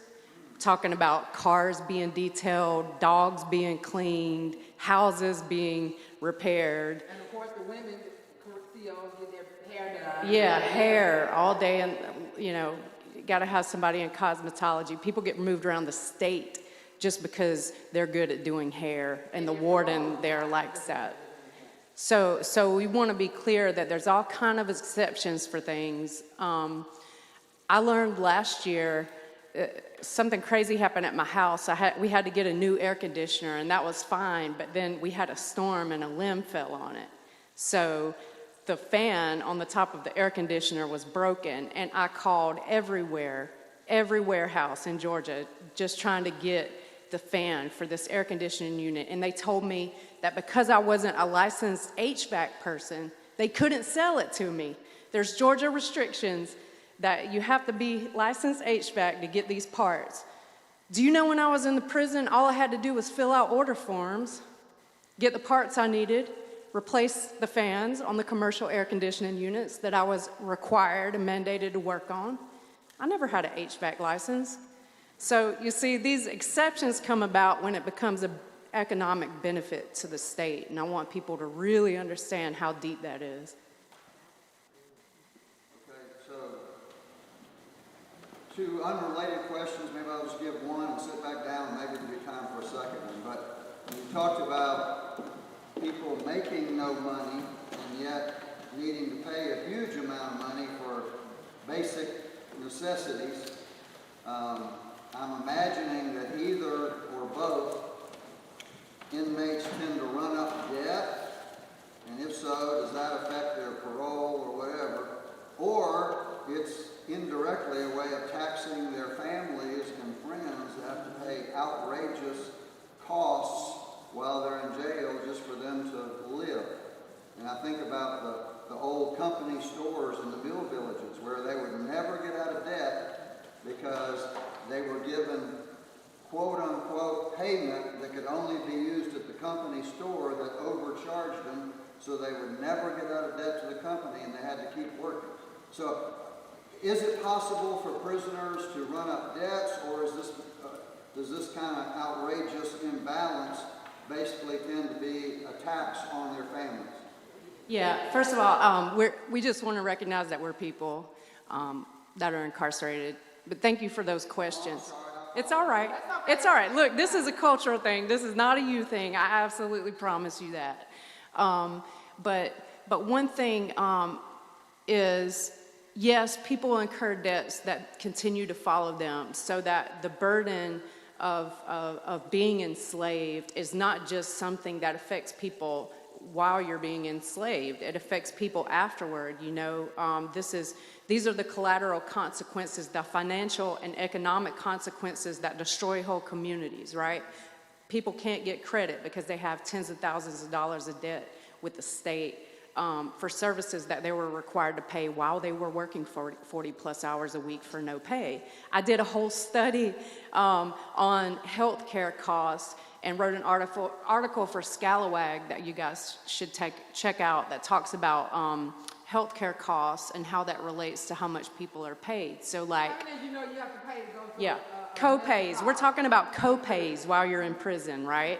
So, so basically what we did is show what the average costs of co-pays for seeing a doctor and getting a prescription are outside, and compare that to what that would equate to people inside. And so for states like, for instance, West Virginia, I think because they were only getting paid pennies an hour to work, it would be the equivalent of them paying $300 and a copay on the outside just to see a primary care physician. But then when you get to Georgia, where you don't get paid those pennies even, but you still have to pay a copay to go see a doctor, then there's not even a way to quantify that. You want to answer that second? And then the part that you were talking about as far as, for instance, let's say you were incarcerated and you had a job, but you had child support. So when you go to prison, your child support is still going. They're not going to stop it. So even though you may have gone to prison owing $5,000, you may come out of prison owing $50,000 in child support. But guess what? Once you get out and do get you a little job at a place that didn't check your background and you're making about $8 an hour, if you don't pay your child support, they take your driver's license. So now you can't get to work. Now you've lost your job. Now because you've done this, they can send you back to prison on technicality. From my understanding, they're not even supposed to take you back when you can't pay a fine. But all of that stuff does mount up, and also that burden is on the family members, because when you're inside, it's your mom who has to spend that $15 for you to talk on the phone for 8 minutes. It's your mom that has to put money on your books. If you're diabetic or a person with diabetes and you have to have your insulin, it is your mom that has to pay that $5 or $10 copay for you to go. If you do not have money on your books to go to the doctor, they can say you don't have money to see the doctor. But how am I supposed to get money to see the doctor, get sanitary napkins, buy soap, if I am not getting paid? How can I pay child support if I'm not getting paid? And let's talk about from the viewpoint of a victim. If a person has done something that they owe you restitution, how are you supposed to get your restitution back if people are in prison are not getting paid? Because it's not to benefit you, it's not to benefit them, it is to benefit the prison system and the bail industry. And we got time for one last question, and then we're gonna move on to the next, talking with the youth. Let's do two. 1, 2. I just want to make sure I'm understanding. So in the state of Georgia, if I was to go to jail for child support, okay, and I have, say, I owe $100 in child support, the prison systems here in the state of Georgia, the time that I'm sitting for each day that I sit, they don't take the money off of my child support if I went to jail for child support?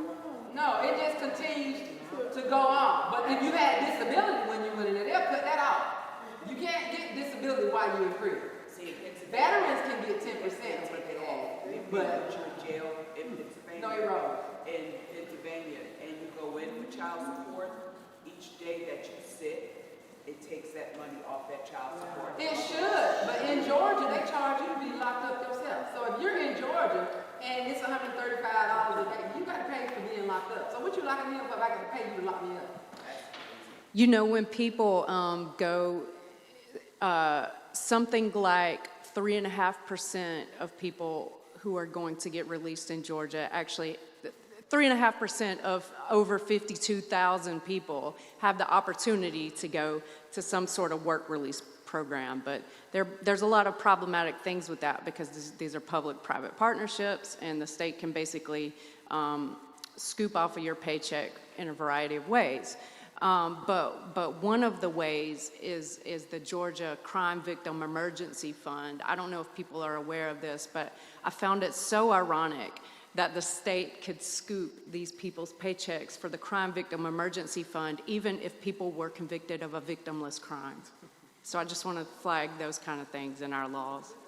We're on time, and we have one last question from Pete, and then that'll be it.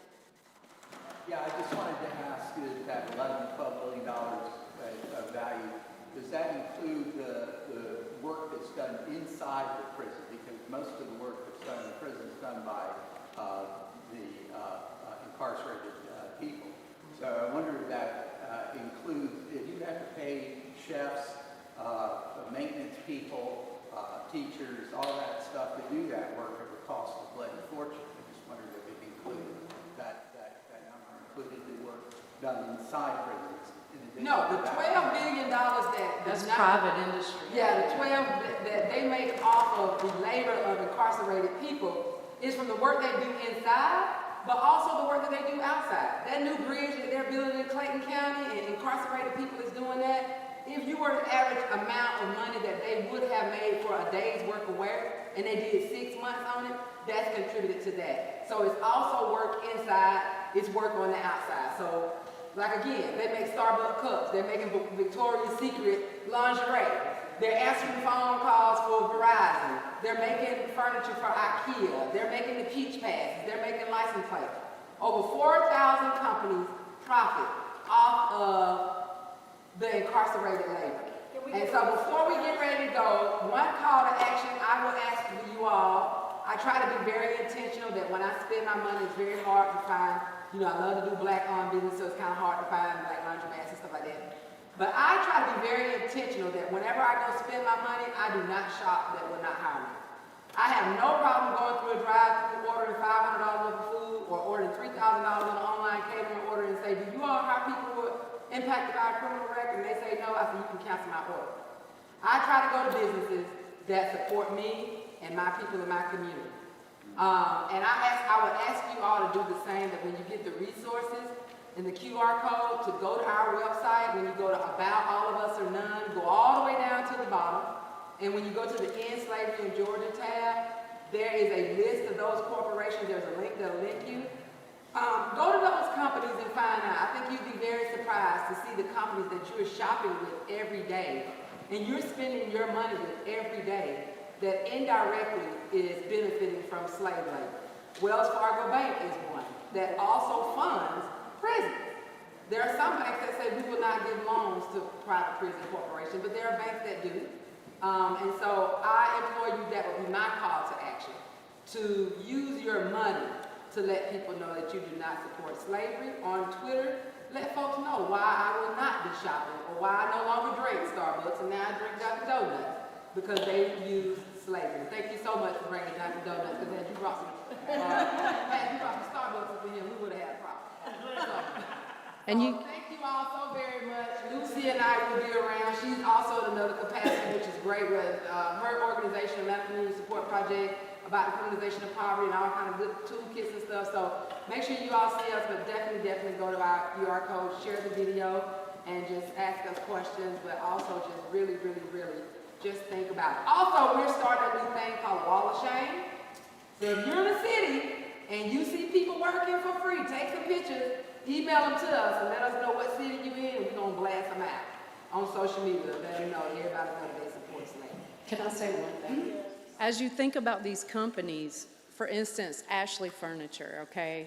They are notorious for using forced labor. But you know, look on some of these websites. Lazy Boy does not. Lazy Boy has a statement on their website that says, we do not use forced or involuntary labor. So look for those things, ask those questions. It's all kind of industries that is affected by this. And don't be ashamed to feel bad about it. Got to be the taskmaster. I know this was wonderful. We're gonna pivot and talk about our young people. Y'all have heard a lot about some of the legislation coming out of the Capitol that are coming for our children. They're coming for our kids, and we're not having it. But we have a treat today. Some young people from Deep Center is going to do a skit for us to kind of give us a visual of a little bit of what you've been hearing about that's being legislated over there. And sometimes you got to see it up close to really understand what's happening in our communities. And so I will give it to the folks at Deep Center. Hi, everybody. Is it morning still? I don't know. Good afternoon, good morning. Greetings, salutations. Peace be with you. My name is Marissa Arnold. I am the Director of Youth Programs with Deep Center, and I have my life navigator. He is a mentor. He is a motivator. He is Mr. Julius Campbell. And we have our young adults that are with us who are with our Work Readiness Enrichment Program. Can y'all say y'all names real quick? My name is Kayvon Orr. My name is Zyrie Colbert. My name is Akeem Jones. And again, I'm Julius Campbell. So I'm not going to be up here long. They have a skit for you guys that is going to portray different responses. There is a bill that we have been informed of. It's the School Discipline Bill, HB 268, and it says it would create a statewide behavioral threat assessment management system, including a school and student safety database to collect and integrate data about potential student threats. And there's just a number of things that is very vague about that and just left open to interpretation. But what we want to address with you guys is the school to prison pipeline simulation, which is very, very real. Statistically, it is widely disproportionate as far as Black students getting reprimanded, having a zero tolerance policy, and then there being adverse effects to where they are now systems impacted compared to counterparts, right? And a lot of that happens directly in the schools when we are working or when they are interacting with school resource officers. So we're gonna do a little bit of skit, we're gonna do a skit.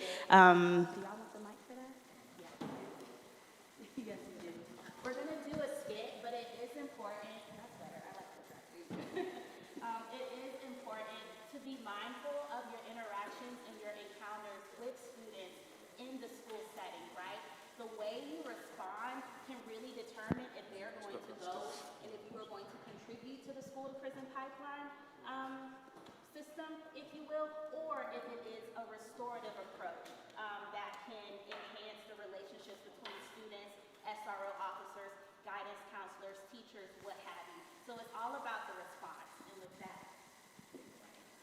Ready? Now, what we want you to definitely look for is the opportunity to be creative in how you respond to circumstances and situations.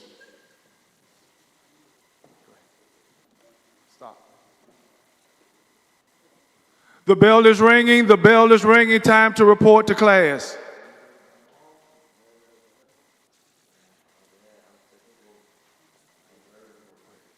Go to class. Go to class. Hey, did you not hear me say go to class, partner? Huh? Hold up, pull this thing out. Now, that's the first thing we wanted you to see. Now watch how we could have handled this differently, and then we'll get a chance to share.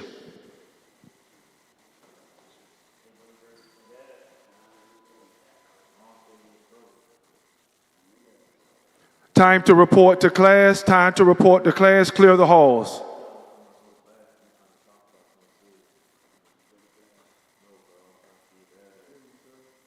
Something wrong? Yeah, we trying to see what our dad at. What's going on? I don't know, we in trouble. Yeah, I want to go to the counselor, see, make a phone call. Yes, sir. Let's go. Have a seat. What we share with you just now is that in our school system, thank you. In our school system, we don't know how to respond to our young people. We automatically go at them with an aggressive behavior, and oftentimes we've learned that aggression begets aggression. And so in the first skit, what we did is we wanted you to see that just a simple situation, two students were talking about something that was concerning them at home. The SRO did not know that, and so the way that he approached them caused a conflict. And because we are not trained sometime in conflict management or resolution, we get what we just got. Usually what happens then when they go to the principal's office, or as he was assaulting the SRO, he's automatically sent to juvenile. And we've learned that 67% of students who go to the juvenile court system eventually wind up in prison. That's where we get our school to prison pipeline. So what we want to learn how to do is creatively and restoratively respond to situations. In the second enactment or skit, all he had to do was just ask, what's wrong? And then we would understand that we can have a creative solution. So we just wanted you to see how we can, each of us, learn how to critically think through our responses. Do we have any questions?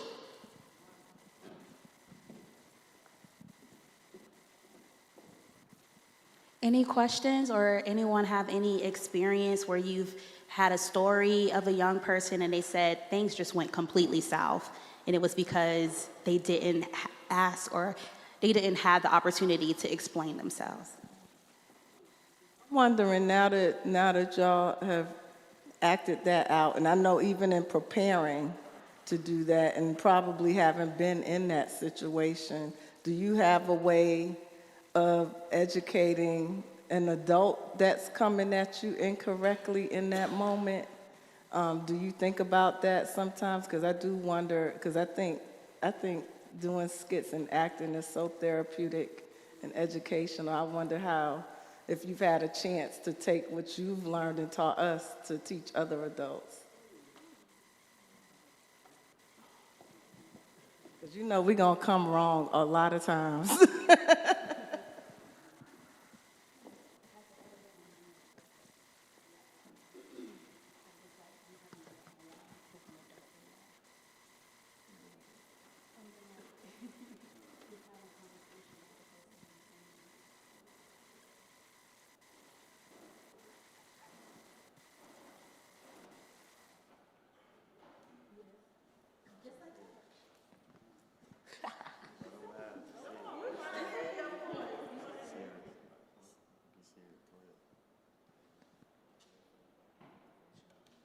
Go ahead, be serious.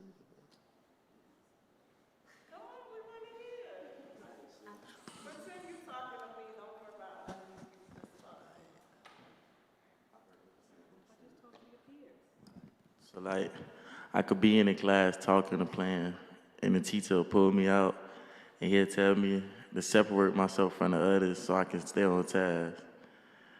And It's a conversation? yeah, it's a conversation.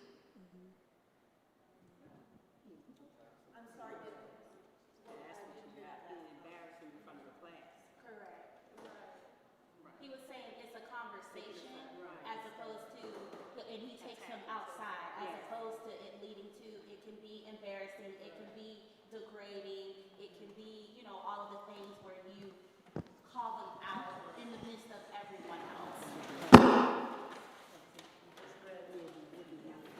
Can you share about as a life navigator?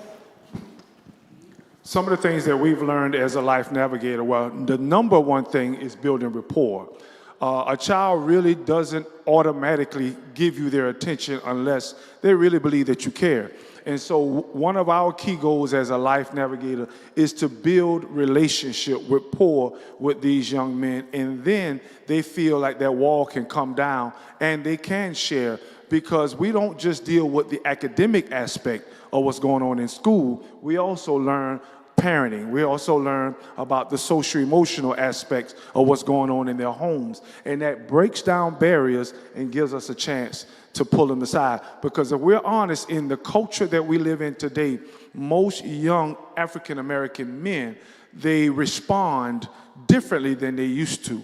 And so when they see a life navigator come up to them versus a parole officer or a probation officer, we learn how to say, hold up, whether it's with a tap on the shoulder or come on, let's come and talk to the side, or just we learn how to respond differently than other people respond. Now, don't get me wrong, some days we have to time out. That's just life. I might be going with a situation with him, something is going on at home. And I tap him, I say, Zai, his name is Zaire. I say, Zai, what's up? Man, I don't feel it right now. So rather than me getting emotional with him, then we have another life navigator or teacher that say, let's time out. Campbell, you step aside, let me try. So there are creative methods of how we learn to respond to our young people. I feel like RUP is a good space where you can say and tell how you feel without being judged.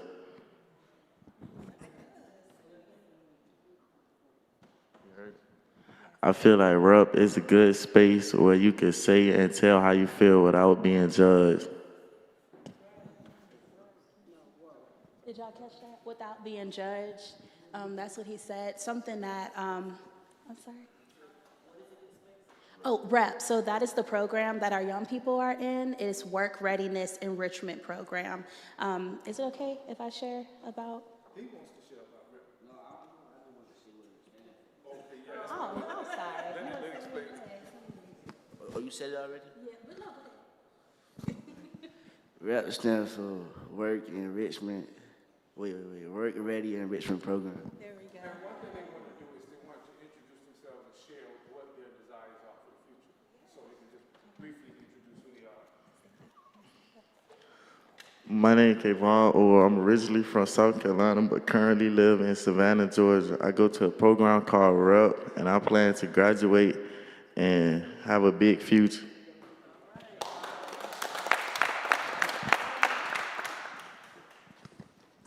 I want to sit down. Okay. My name is King Jones for Savannah. My name is King Jones from Savannah, Georgia. I grew up in West Savannah, and I live on the east side sometimes. And I'm in middle school right now, but I'm trying to graduate and go to high school. So when I go to high school, I get my CDLs, truck driver, something like that. Or if I don't do that, I might just be an electrician or something. And yeah. How you doing? My name is Zaire Coburn. RUP is a good program. It has helped me get my TWIC card. It takes you on different field trips so you can experience new things. And it motivates you to get your high school diploma. And they pay you to go to school while learning and gaining knowledge that they gave you.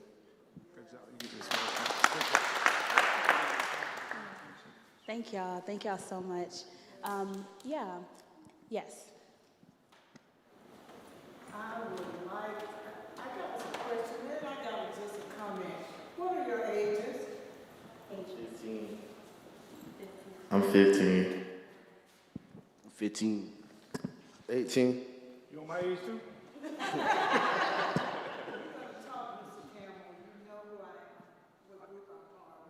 With OAA in Birmingham. Okay, yes. It took a lot for those young men to come up there. It takes a lot for us to sit up there. So at first you came up and you were, you weren't comfortable, and that's okay. But as words were spoken over you all to improve, to empower you, you all began to open up even the more. I saw that, and I commend you. And my key word to you is to excel and do well in life.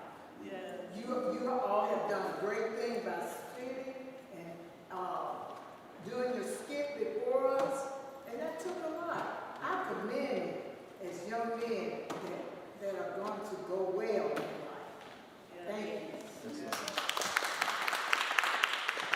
And for those who don't know what OAA stands for, that's Offender Alumni Association.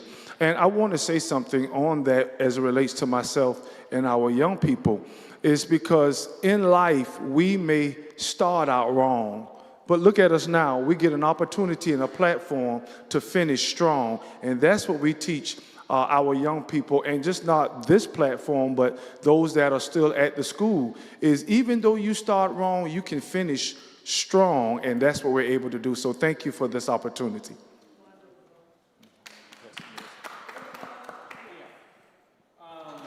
Two things. One, I wanted to ask him, as far as, do you understand that card that you have? What opportunities you have with that card? Do you understand your Twix card? Yeah, do you understand the opportunities you have with that card? Yes, sir. Are you actually moving forward to actually implement? I've been going down there, I went down there 2 times, 5 o'clock in the morning. Now, you know you can work on a ship, you can work, that's a transportation card to get you into secured areas. It's something called a YES program. I had signed up for it 2 days ago. It started for the summer. Do you have your own transportation by chance? Yes, sir. Then you can use that to actually have your own business. It only takes $100 to incorporate and $50 to open up an account. So if you have someone to assist you with that, you having that card can get you your own business to where you can actually pick up contracts to deliver stuff. Because now you can go into secured areas in order to pick up those packages to deliver them. You see? So you can make money on your own. You don't have to work for anybody, you can work for yourself. Just FYI. That was my thing. When we get off the stage, we coming to see you.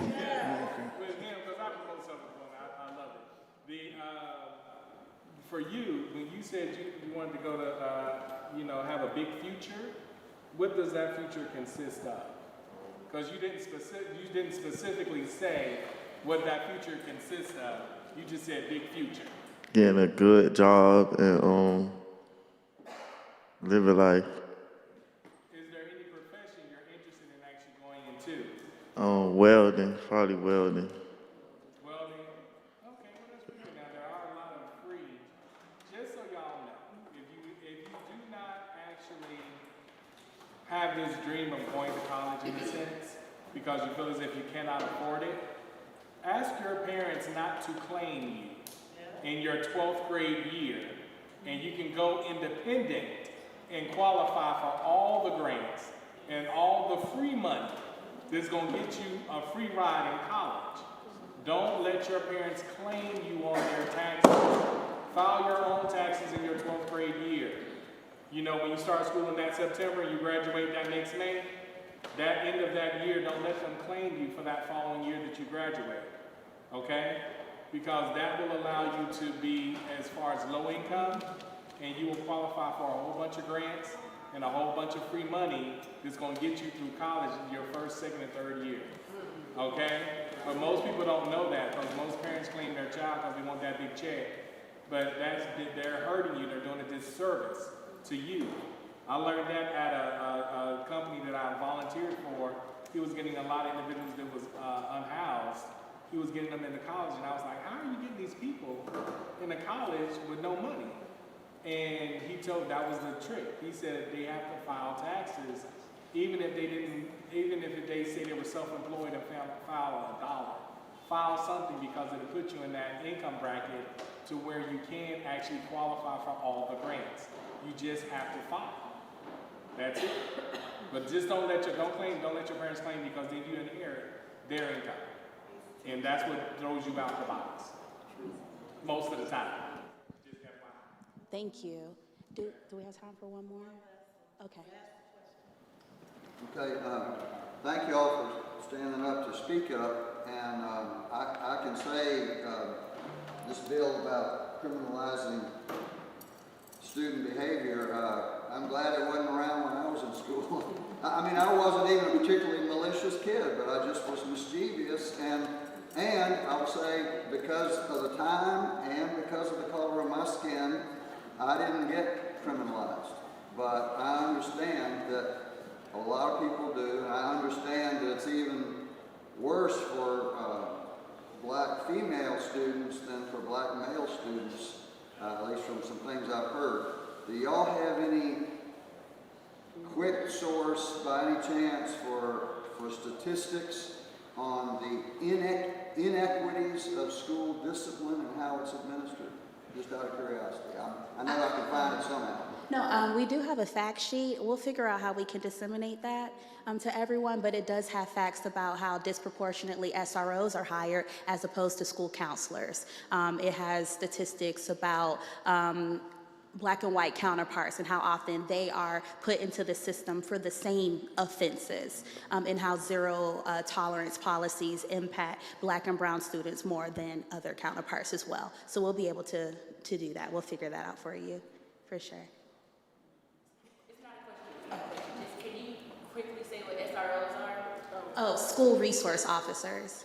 Yes, and I guess to tie it all together, our program is an alternative school setting for youth who are systems impacted to where they may have been expelled or suspended from their home school. They come into the REP, which is the Work Readiness Enrichment Program. It's a partnership with Savannah Chatham County School System, with Deep Center, and then with Chatham County Juvenile Court. And we have all of these resources. We have life navigators, we have behavioral aides, we have certified teachers, even probation officers to an extent, and we all work together collaboratively, and restoratively so that we can provide opportunities so that Zaire can get his TWIC card, so that Kayvon can figure out what pathway he wants to go, so Nakeem can do credit recovery and then get to his right grade, and then they return to their home schools if they so choose, or if they want to graduate out of the program. But with a bill such as, was it 628? I'm sorry.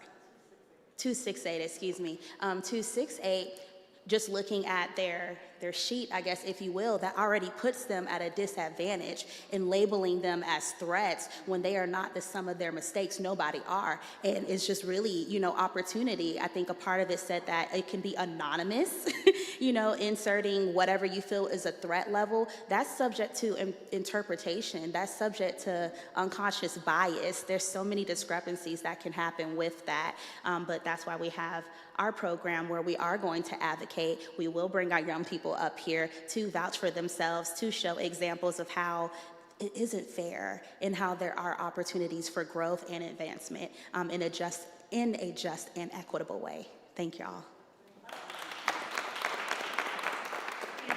Is your program in Savannah, is it the only one in this state, and is it the only one in the country? Excuse me, we modeled this program after the largest recidivism program in the world, which is Homeboy's Industry in California. REP specifically is modeled after that, and to our knowledge, we are one of those alternative recidivism programs between, again, our local school area, juvenile court, and then our nonprofit organization.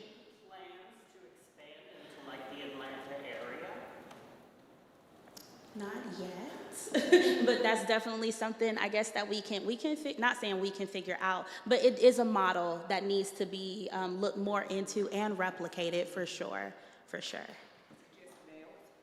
Yes, presently, yes. Give them another hand. Thank y'all again for coming. Always coming to teach us a little something. That's a big something.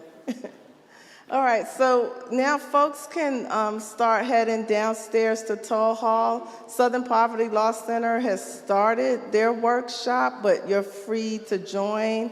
Lunch will be dispersed at 12 o'clock. Again, if you're interested in shooting over to the Capitol, you're still free to do that. There's still letter writing that's available to you downstairs as well. And yes, Walisha, I know you can project, so go ahead.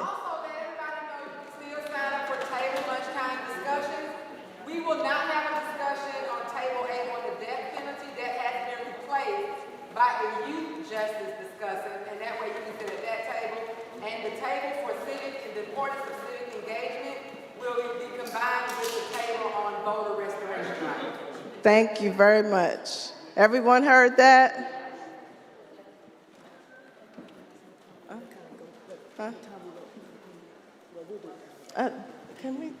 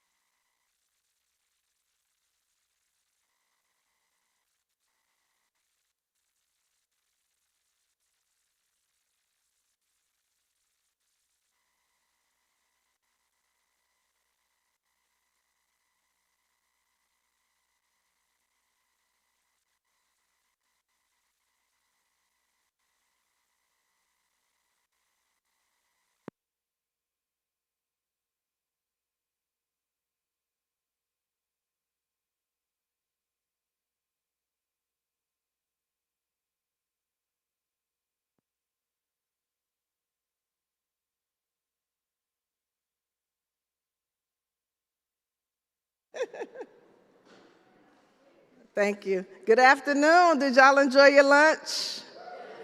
Did you network a little bit? Excuse me. I forgot to give y'all that charge this morning. At every event, you should meet at least 3 new people. You still got time. We're here. So if you don't, take some time if we take another break and try to meet somebody that you don't know and get their information, connect, and build from there. But thank you for coming back this afternoon. We got a few more people coming up, and I'm going to wait for Nikki to come back up. Or am I supposed to wait for Nikki to come back up? Is she with them? Okay. Here she comes. Here she comes. Here she comes. Oh, I did want to ask if folks completed the lobby letter that was shared, if you wanted to share comments and perhaps didn't get a chance to go over and meet with any particular legislator that you are interested in speaking with, please make sure that we get the form so that it can be taken back over there. We have a couple of folks that shared with us already, but if you have completed one, please bring it up and we'll collect them.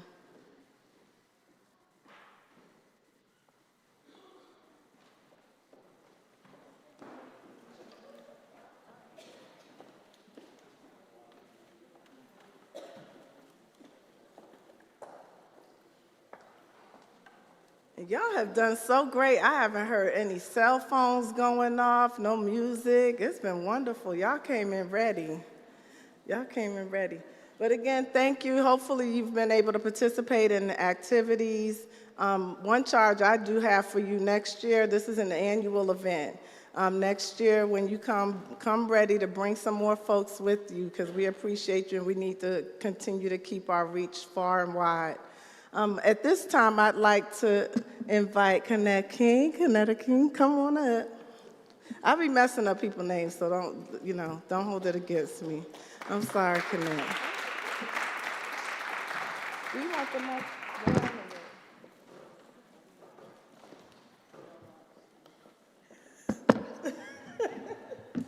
Good afternoon, everyone. My name is Connect King, and I am the Movement Policy Associate at the Southern Center for Human Rights. And during this time, we just want to take a moment to honor the family of Noah Bush. So I am also a part of the Just Georgia Coalition, which was created in 2020 after the murder of Ahmaud Arbery. A lot of organizers, faith leaders, Georgia-based community organizations gathered together in the response of the leaked video. The leaked video of Ahmaud's death was followed by rapidly increasing visibility, resulting in the interest of the case from a number of national actors. It became apparent that this influx had the potential to overwhelm and overshadow the organizational infrastructure that the local community had. The Just Georgia Coalition formed as a mechanism to move local and statewide demands, direct national organizations, and strengthen social movements in Southeast Georgia and throughout the state. We believe that social transformation begins on the local level. We pause to listen to the voices within the communities we enter. We honor the strong revolutionary Black organizing history in Georgia, and for that reason, we know that rural, city-dwelling, and small-town Georgians are more than capable of determining for themselves what they need. We reject monetization of our struggle and insist on resources being expended and support the work that our people most need. We turn away notions that tragedies are an opportunity to be exploited and instead seek to build together using our pain as a reminder of what is at stake. We take this moment to honor the life and legacy of Noah Bush. At just 8 years old, Noah went out to play with his friends and was later discovered deceased. His family and friends and community have tirelessly advocated for transparency and accountability from the sheriff and the Wayne County Sheriff's Department. After almost a year, the family is here today to tell his story and to share his light. Black children are still facing the effects of the Jim Crow South while they are being taught that this experience is too uncomfortable of a topic to learn about in school. While racialized bullying and current law prevents them from learning history in schools, Black children are now being subjected to state-sanctioned violence. Noah was failed several times by the school system and by his government. Noah's bright spirit touched everyone who he knew and who knew him, and his memory serves as a powerful reminder of the potential and innocence of all children. Noah deserves to be here today. And I just want to take a moment to read an excerpt from Toni Morrison's book, Beloved. Let the children come, and they ran from the trees towards her. Let your mothers hear your laugh, she told them, and the woods sang. The adults looked on and could not help but smiling. Then let the grown men come, and she shouted. They stepped out one by one from among the ringing trees. Let your wives and your children see you dance, she told them, and ground life shuddered beneath them. Finally, she called the women to her. Cry, she told them. For the living and the dead, just cry. And without covering their eyes, the women let loose. It started that way, laughing children, dancing men, crying women, and then it got all mixed up. Women stopped crying and danced. Men sat down and cried, children danced, women laughed, children cried until all exhausted. So now I want to invite the family and the council of Noah Bush, and we just want to honor them in this moment and say that we love you and that we see you and that we're here for you and that we will not be moved because we know that we are a tree with deep roots and that it will expand. And so we want to offer you this plaque.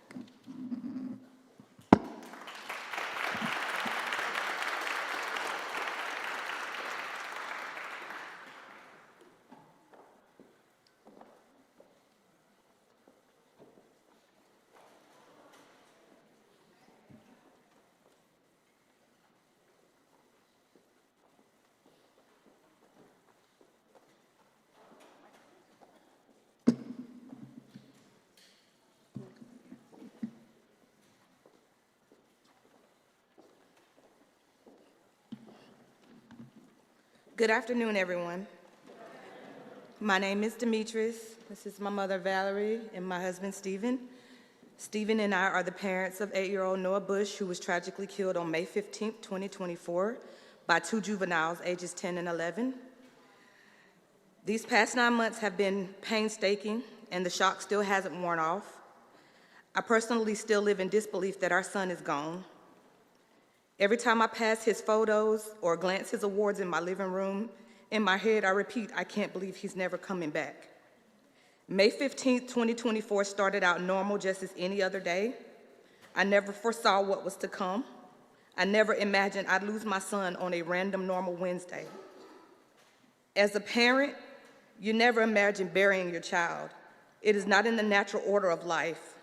We imagine our kids growing up, living their dreams, going off to college, getting married, bringing you grandbabies, and then finally visiting you as you live out your final days. Noah will never get to experience life after age 8. His future was stolen, and our future as a family is forever changed. We are still trying to find a new normal, if that even exists, but the life that we once knew and loved, we will never get it back. I can still hear him walking into the house on May 15, 2024, saying, "Mama, I'm home." The laughter we shared, the sound of his voice, the smile on his face are moments I can only cherish but never get to enjoy again. The search for our son was devastating, but the ultimate blow was to hear we found him and he's gone. It's a nightmare that no parent should ever have to live through, and not being able to see or hold my son in my arms crushed me. But I refuse to accept that his death was an accident.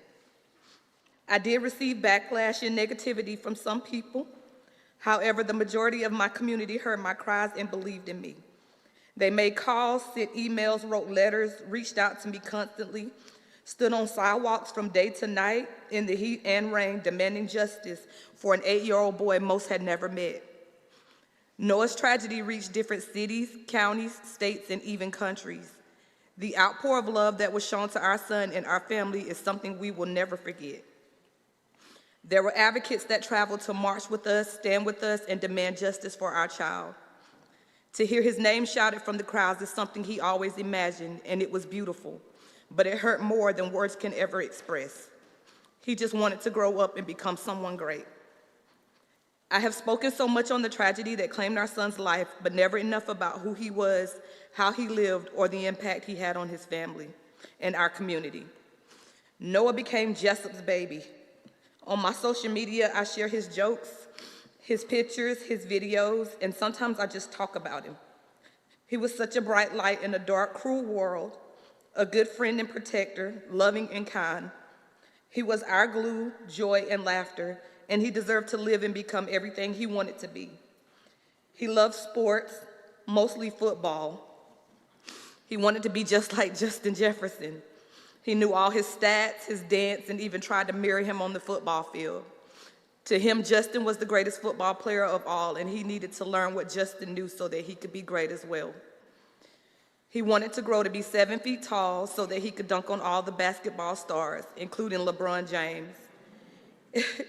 He was our special little boy, motivated, dedicated, and determined. Noah has made me a better person even before his death. His heart was big, and he was giving and forgiving. To know him was to love him. His hugs were warm, his laughter was contagious, his energy was everything. He had been practicing since the end of football season 2023 up until he was taken away from us because he was determined to make All-Stars. He loved to run around and show us how fast he was, so I called him my supersonic. For every pass that he missed or dropped, every basket he didn't make, every time he didn't beat his running record, he always yelled out, "I'll never give up." And that is the motto that has stuck with me throughout all of this. We were not going to give up on justice for our son because we know our son would have never given up on us. I will say that Wayne County law enforcement failed us and our child. With every red flag the night of his search, all the lies, inconsistencies, and parents trying to deter the search, his death was first ruled no foul play. For 55 days, we protested, prayed, and waited for the truth to be revealed. The truth we already knew. What hurts is the lack of remorse shown from the families and the juveniles. To go home and play Xbox and watch YouTube while our son lay in the bottom of a borrow pit filled with water as if his life didn't matter. But it mattered to us, the family that knew and loved him. But what's more painful is that a sentence of 2 years in confinement is all our son's life was worth. An entire life cut short by the hands of someone else is only worth 2 years. We are not satisfied, and we will never see that as true justice when our child will never come home again. It is an injustice, pretended justice, from a system that continues to fail our youth. I pray no other family has to suffer our fate, and that no other child who just wants to be a friend, no judgment, sharing, loving, and forgiving like our son has to suffer his fate. We do not feel his case was taken seriously, nor investigated thoroughly. Questions that should have been asked during interrogations were not. The location where his body was found was left open and unsecured. Evidence that was presented was brushed off, or either left out at the scene, or the public was still accessing the location the day after he was found on May 16, 2024. And also, we requested assistance from the GBI to take over the case, and that was also denied. We do not believe and never will that we have the full truth of our son's death, and that will forever haunt us. Lastly, I will say we live in a world where perfection just does not exist. We are not perfect parents, but we were good parents. We loved our son. We rotated our schedules to fit his needs. We never missed a practice or a game or a track meet or a field day. We were there for every moment of his life. Noah is truly missed in our home and in our town by teachers, church members, students, and friends. Those that knew him and loved him and even those who didn't grieve with us. I watched the tears roll from children's faces at his honor ceremony on February 11th of this year when his school dedicated a swing in his honor. And my heart truly went out to them because they knew him for who he was. For every yard sign I pass, every bumper sticker I see, I know that Noah is loved. Without those advocating, without my attorneys from the Davis Bosman Johnson law firm, and everybody that helped pursue justice with me and my family, and also my sisterhood that I lean on every single day, I wouldn't have made it this far, and I wouldn't be standing here today.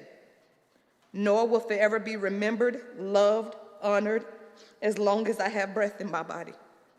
Thank you so much for having us here today to honor our little supersonic Noah. We are truly grateful.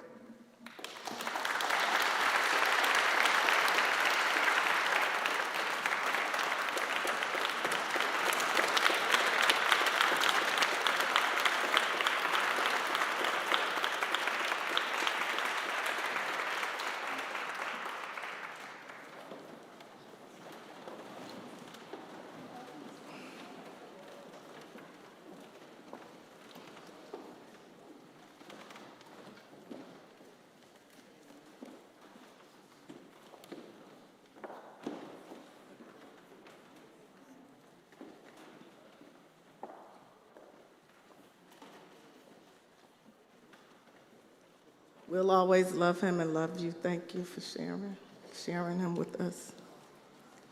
Next, I'd like to ask the next panel to come up. More Than a Number. More Than a Number, advocating for parole reform.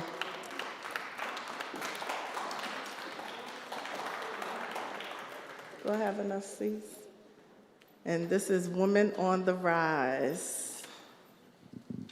Can we get one more microphone if possible? All right, thank you. I'm gonna go grab one more microphone.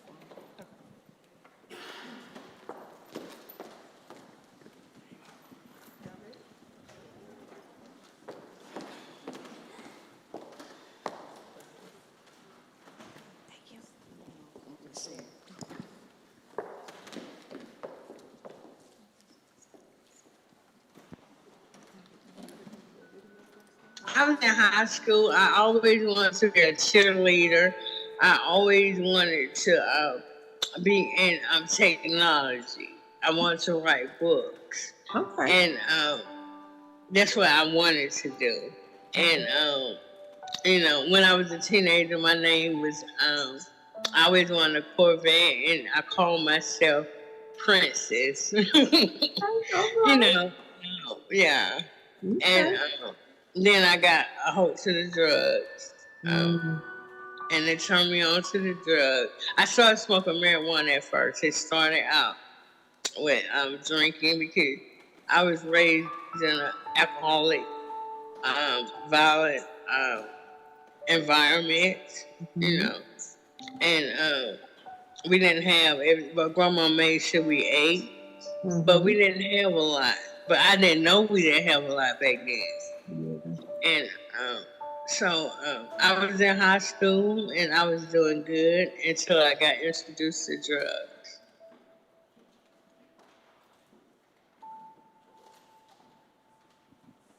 It's a lot of innocent people in prison. I've done 21 years off this life sentence. And for $40 worth of crack. And, back then when I was sentenced, it was the ratio crack versus cocaine. Crack was in the black neighborhoods, cocaine was in the white neighborhoods. So if they got caught with cocaine, they got lesser sentences. And crack. And I was in Atlanta Journal. They did a front page on my case in 1994. It was called Unequal Justice. It was 429 people serving life for drugs, and 419 of us was black, and 90% of us was users. How do you expect us to make it? Because a lot of people we're not given a chance, so we feel all these different emotions. And, you know, because when you're in prison, you're locked up, you're holding a lot of stuff in because you don't have an outlet. And then they say to get counseling in jail. You don't get no counseling. They might see you, come out and see how you doing for 5-10 minutes. There's no counseling because we have emotions, we have stuff way back from our childhood. We have to deal with stuff, the abuse, molestation, all the things that we went through childhood. And we don't get any services while we're in prison. And just give us a chance. Give us the resources that we need to get the help that we need. Because we have problems. I mean, we have issues. And, you know, and medication is not always the answer. Mental health medication is not the answer. Some of us need therapy. We need somebody to talk to. We need places where we can go and feel safe and not have to worry about, am I going to have somewhere to sleep? You know, do I have to go out in the street? A lot of people return to crime because they don't have resources, and they get out and they try, and all the doors are being closed. You know, open doors for us. So when we do get out, we can be successful, we can prosper. Just open doors for us, you know, and not make it so hard for us.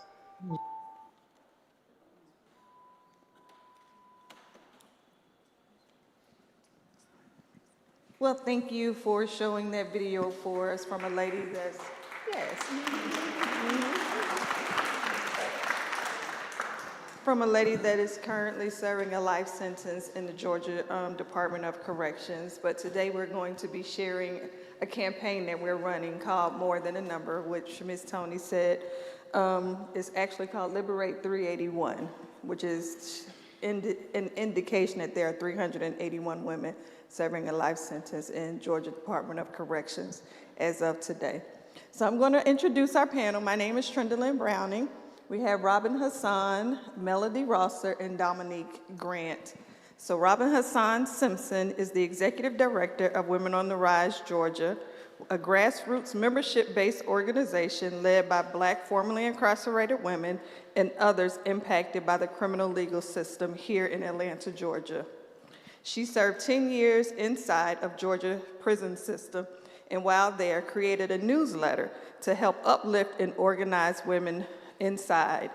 She co-founded a statewide coalition to educate formerly incarcerated people to vote across Georgia called HOPE, which stands for Helping Others Achieve Power and Equity.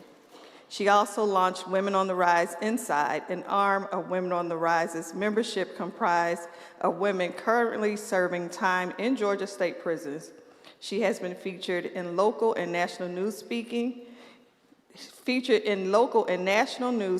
about mass incarceration and voter disenfranchisement, including Time Magazine. Robin Hassan Simpson, everyone. All right. And then next we have Ms. Dominique Grant. Dominique Grant is the current Campaign and Operations Manager for Women on the Rise, Georgia. Dominique, born and raised in the Bronx, New York, with the understanding that the people around her deserve more resources than what was provided. She grew up directly impacted as a child of an incarcerated parent. In 2015, Dominique had the opportunity to intern at the White House under the Obama administration and soon realized her passion was on the ground. In 2015, Dominique graduated undergrad with a BA in Political Science and Communications at a predominantly white institution, Wesleyan College. During her time in Wesleyan, she was able to assist the school in organizing to get their racist history removed. So that is Ms. Dominique Grant, everyone. And then we have, last but not least, Ms. Melody Rosser, AKA Pooh, for y'all who know her. Yes. She started with Women on the Rise in June of 2022 as the assistant to the executive director. Melody was harshly convicted of a crime during her teen years and spent 20 years of her life incarcerated in Georgia State Prison. During her time inside, she used her access to the system to improve herself and the women around her. She completed many programs inside, such as receiving her license in cosmetology, completing the dog program and vet tech program, along with welding and a multitude of other skills. Melody does not hesitate, and anyone that's out here that's a member that knows her, to share her skills. She will share whatever resource she has with you, and to share her skills and drive at what kept her successful during her prison sentence, which proved for her to be perfect for her role as she was promoted in August 2022 as the membership organizer.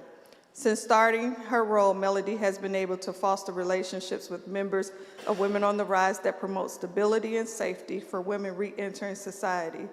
Melody's motto is, "I am well read, not well lived." Miss Melody Rosser, everyone.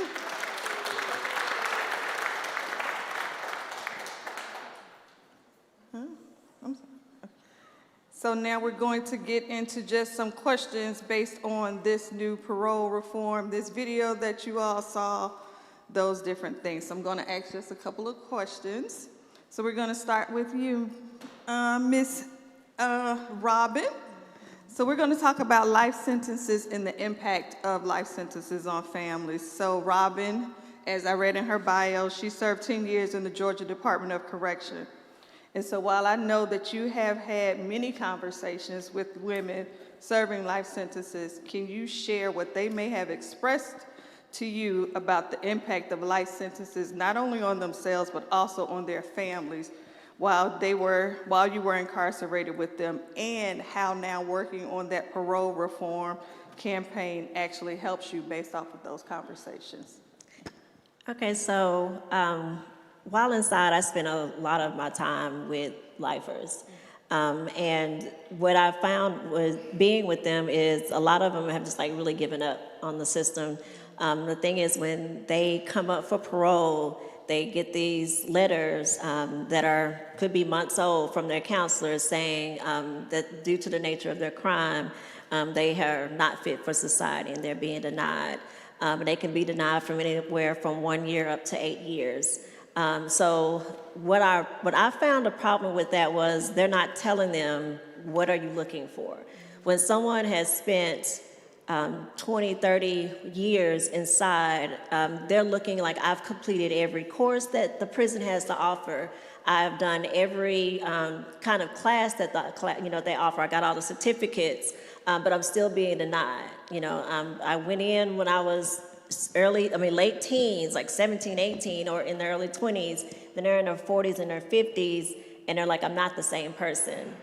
So the problem is that I really found like we need to find a solution of like at least give them, what are you looking for? What do you want them to have?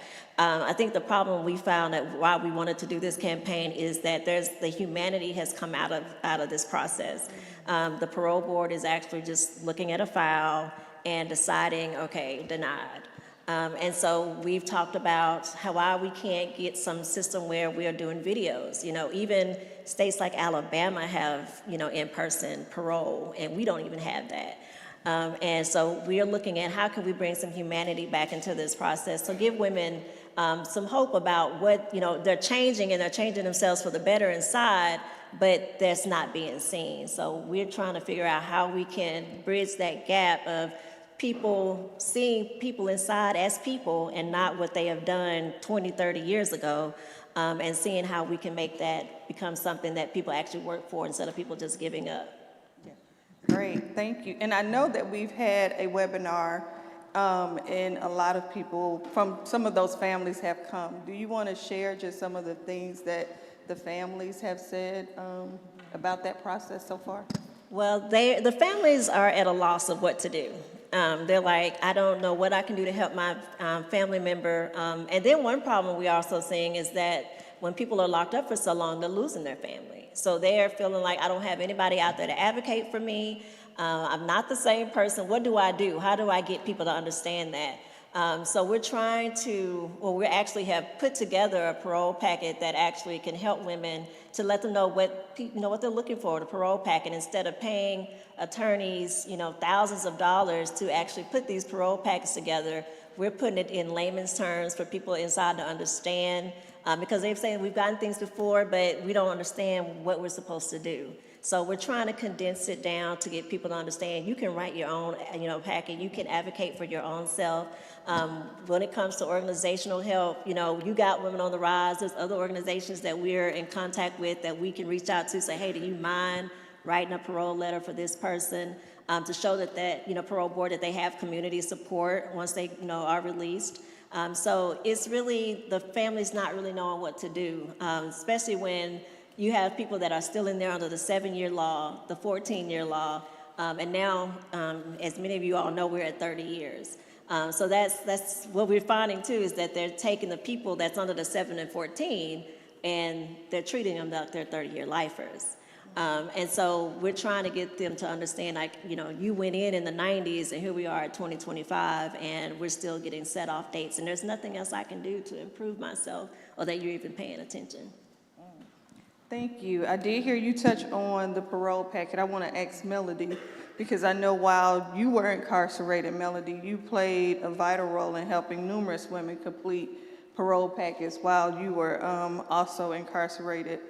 But we know that the parole board don't operate like that. Like, there's very little insight or oversight into how they're actually working the parole system. So can you explain what the process was and how you helped ladies while incarcerated, and now out, how you're helping families with the parole packet, and just what a parole packet actually looks like?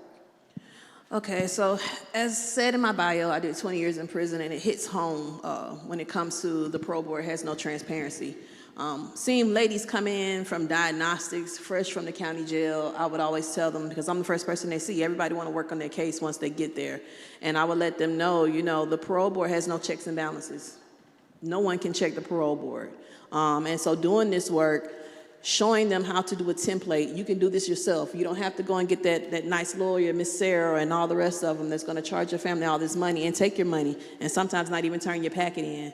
So things of that nature, just seeing that. Myself, even though I had a straight 20-year sentence, I was reviewed every 7 years, and how that impacted my family to get that phone call and say, oh, she may be getting out. Oh, we just want to make sure and check her address, and then a couple of months later, I'm not out. So putting my sister and my brother on a high and low all the time, I had told them after a while, please don't call my family. Don't get my family hyped up and have my sister crying. I've been in there since she was 14 years old, since my brother was 28. And so the impact that it has on your family is just unexplainable. For them to always get that call, making sure they keep their address the same for 10 and 20 years. Just doing things like that is so detrimental. And then that denial letter that you get that says, due to the nature of your crime, which you can't change something that happened 20 years ago, the nature of that crime is going to always be the same. So what can a person do? And then a lot of our lifers, they're getting oh, you're approved, but you have to wait 90 days to see what the DA says. And then after that approval, they come back and say, oh, you're denied. Here's a 1-year denial for this year, a 1-year denial for that year. I know a young lady in there has had 8 1-year denials. So we're trying to get the parole board to tell us, what can they do? How can they help themselves? What are you looking for? It's just, sometimes it's hopeless. I don't want to say that, but it is. And just making sure we know, and we're getting in those spaces, Women on the Rise is getting in those spaces, other organizations are getting in those spaces with those hearing examiners and those parole board members, and trying to say, hey, what are you looking for? So I can make a template, send that into the prison, and let the ladies know, hey, this is what you need to send to them. And maybe they'll listen. Thank you. And I know that we actually did do a survey with some questions, and the ladies wrote back answering those questions. And do you want to, maybe Dominique, explain what that process was like, sending those surveys and letters into the lifers that are currently there? Sure. So yes, we did get together, and we were able, and I'm super proud of this, but we were able to send in surveys to all 381 women that we found in a database when we first decided that this is something we wanted to focus on. And one of the key things we had to figure out, one, how can we get this to them? Because obviously there's gonna be a bunch of mail coming in from a particular organization, thanks Legal Action Center. The next thing we did was try to figure out what is it that these women are experiencing. We left opportunity for them to answer openly what it was that they were expecting and what their experiences were.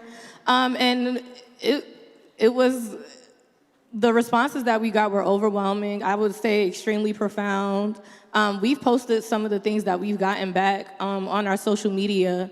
But I will say throughout that experience, we've learned that there are a lot of women who are not giving up hope and understand that there is community fighting for them and advocating for them. Hold that mic, because I do want to ask you one last thing for you, Ms. Dominique. What innovative policies or community-driven solutions do you believe are essential to meeting some of those needs? Okay. Well, there's a few things. I don't know. You kind of caught me off guard, Trim. Okay. But I think there's a few things. So, obviously, being realistic with our family members about what's expected and what is expected that they're doing. I'm gonna tell y'all, I have not been locked up in Georgia's correctional system. I have been to jail in Cobb County, but I have not been incarcerated. But I get a chance to see and understand somehow how different prison is. Our loved ones are not, first off, prison has never been to rehabilitate. But we have strayed so far away from the opportunity or the possibility of our loved ones getting any type of stability inside of there that we have to be prepared when they come out to support them through that. One of the things that I've been preaching about with our organization and with our families is harm reduction work and what does that look like. Understanding that our loved ones are going in there okay and coming out completely addicted to many substances. So I think that we need to be realistic about what is happening to our loved ones while they're in there. And be real about how we can support them. And that doesn't mean shaming someone for something that they experienced while they were in there, a habit that was picked up, but figuring out ways to support them through that. So. Thanks, Dom. And Ms. Robin, I want to ask you, so working around this whole parole reform thing, and we know that we're trying to change the laws and the way that it looks. Can you tell us, I think Melody said something about, or you said about set-off dates and then their review dates. Do you want to kind of tell us what that terminology actually means? So as these family members are getting these letters or getting the phone call saying that my date has been set off or I have a review date, what that actually means and looks like? So starting with review date, right now we're at 30 years for a life sentence, but the majority of the women we talk to are 14 and 7-year lifers. So everybody has a review date that they're going to get. They know that the parole board is supposed to look at your file to determine if you are going to be granted parole or if you're going to be set off. So that review date can happen either 90 days before that date or 90 days after. So what we have been finding, though, is been happening 90 days plus after. And what also I've learned recently is that the date could be February of 2025, but if the parole board doesn't look at your file until May of 2025, then that means I get a 1-year set off. That means that I'm not going to look at you for another year. But it's not going to be for the February date. It's going to be for the May date. So that's one thing we realized, that that's pushing time for people to actually doing more time than what they were told that they were going to do. So that's changing people's review date and when they get that set-off date. Like I said, the set-off date can be between 1 to 8 years. And so for you to be able to get a 14 years lifer, they've done their 14 years, and it's really, to be honest, normal for somebody to get that first set-off date to be 6 to 8 years. That's pretty normal. And then after that, though, when women get to 25 years and plus, then they're getting the 1 year set off, the 1 year set off. We have one person that Melody was mentioning, Renee, who Renee has done 30 plus years on her sentence. And she's someone that has gotten 8 1-year denials. And so the time just keeps going on, and she's gotten to the point like, what else do I need to do? So those review dates and those sit-off dates can change because of how long it takes for the parole board to look at someone's file. Wow.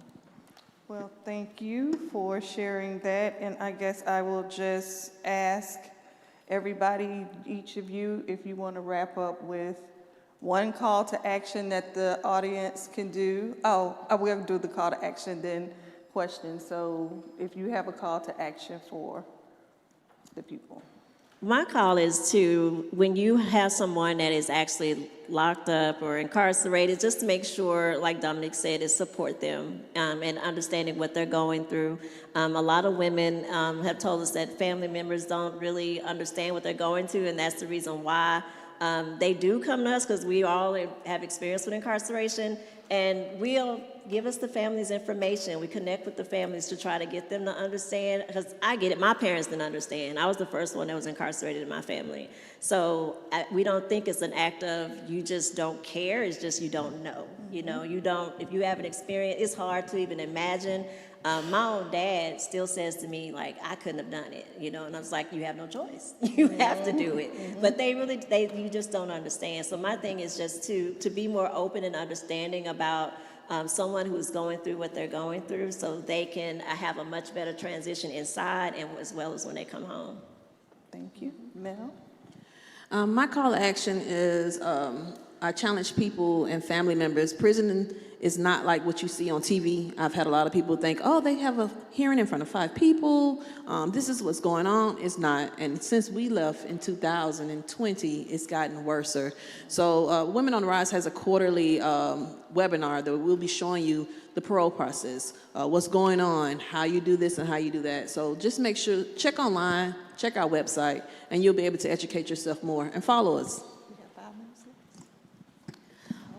All right, thank y'all. And I would say my call to action is to remain involved. Community involvement is important.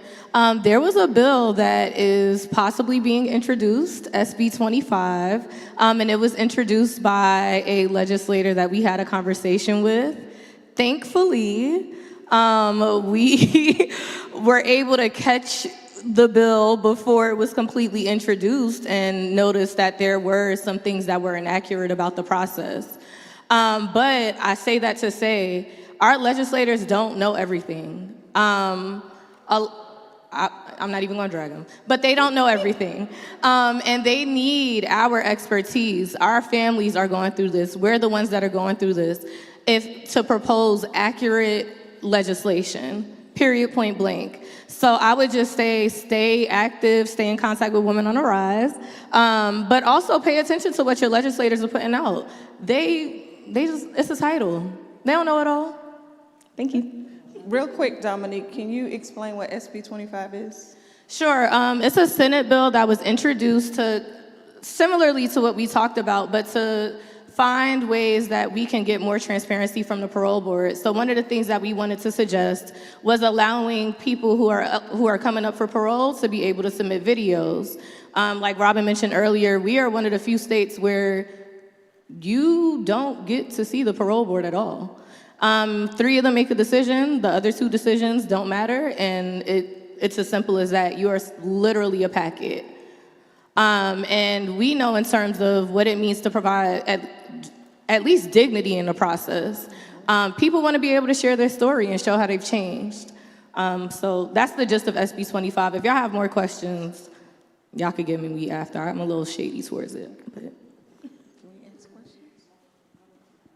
Are there any questions out there? Stay up here.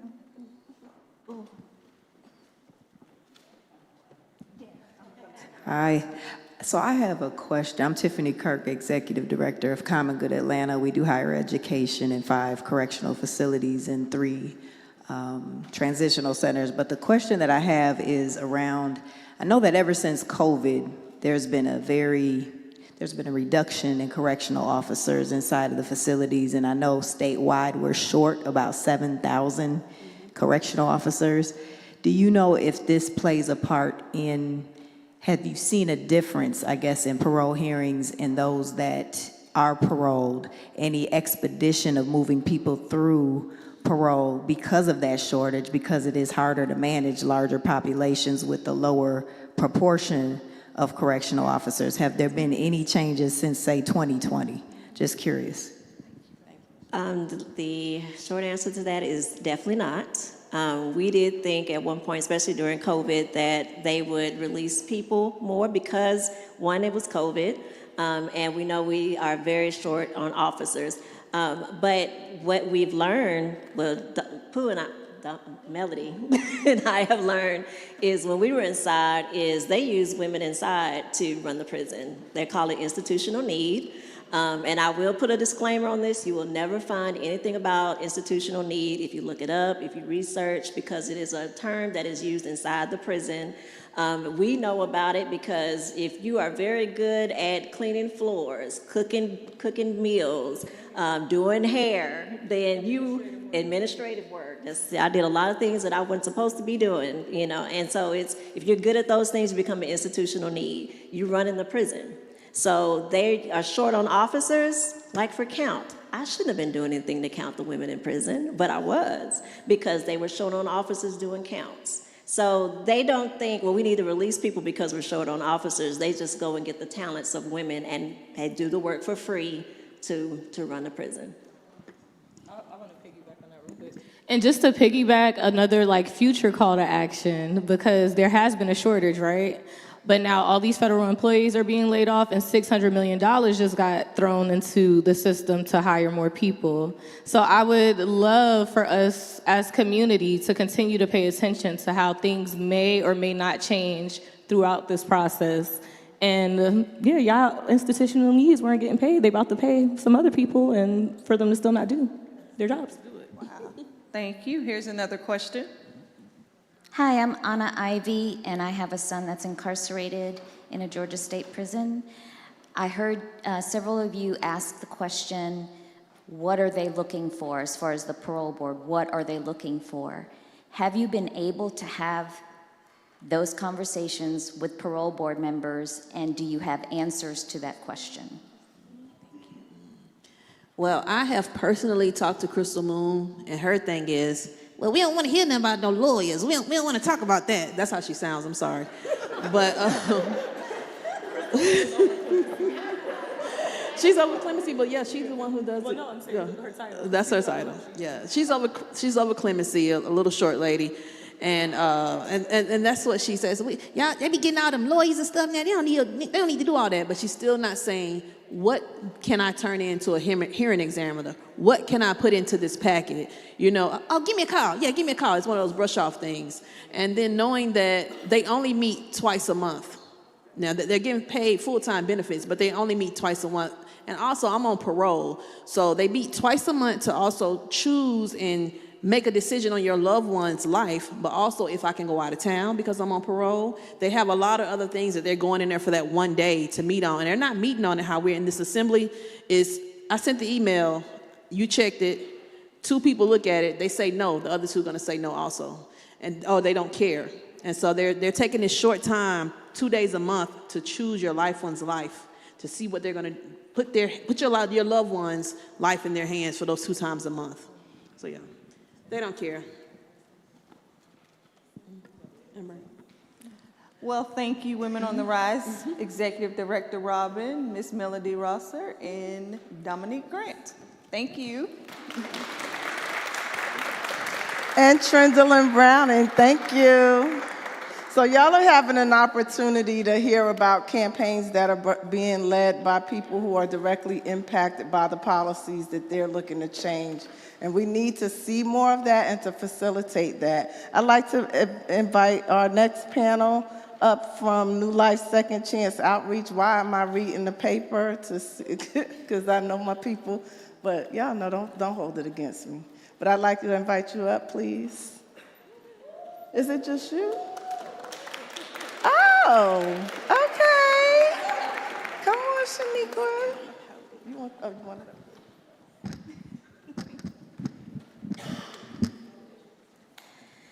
Thank you. Hello. I am Shaniqua Bonvillian. I am with New Life Second Chance Outreach, Inc. Let me slow down so I don't stutter.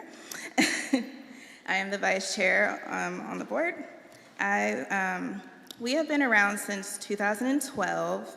I wanted to let you know that we are a nonprofit organization that focuses on advocating for individuals who are justice impacted.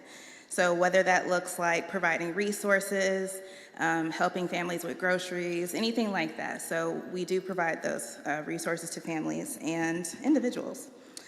I wanted to talk to you about something that's extremely important, but something that's kind of been overlooked in the criminal justice system, and maybe more so of a tip to help individuals and loved ones.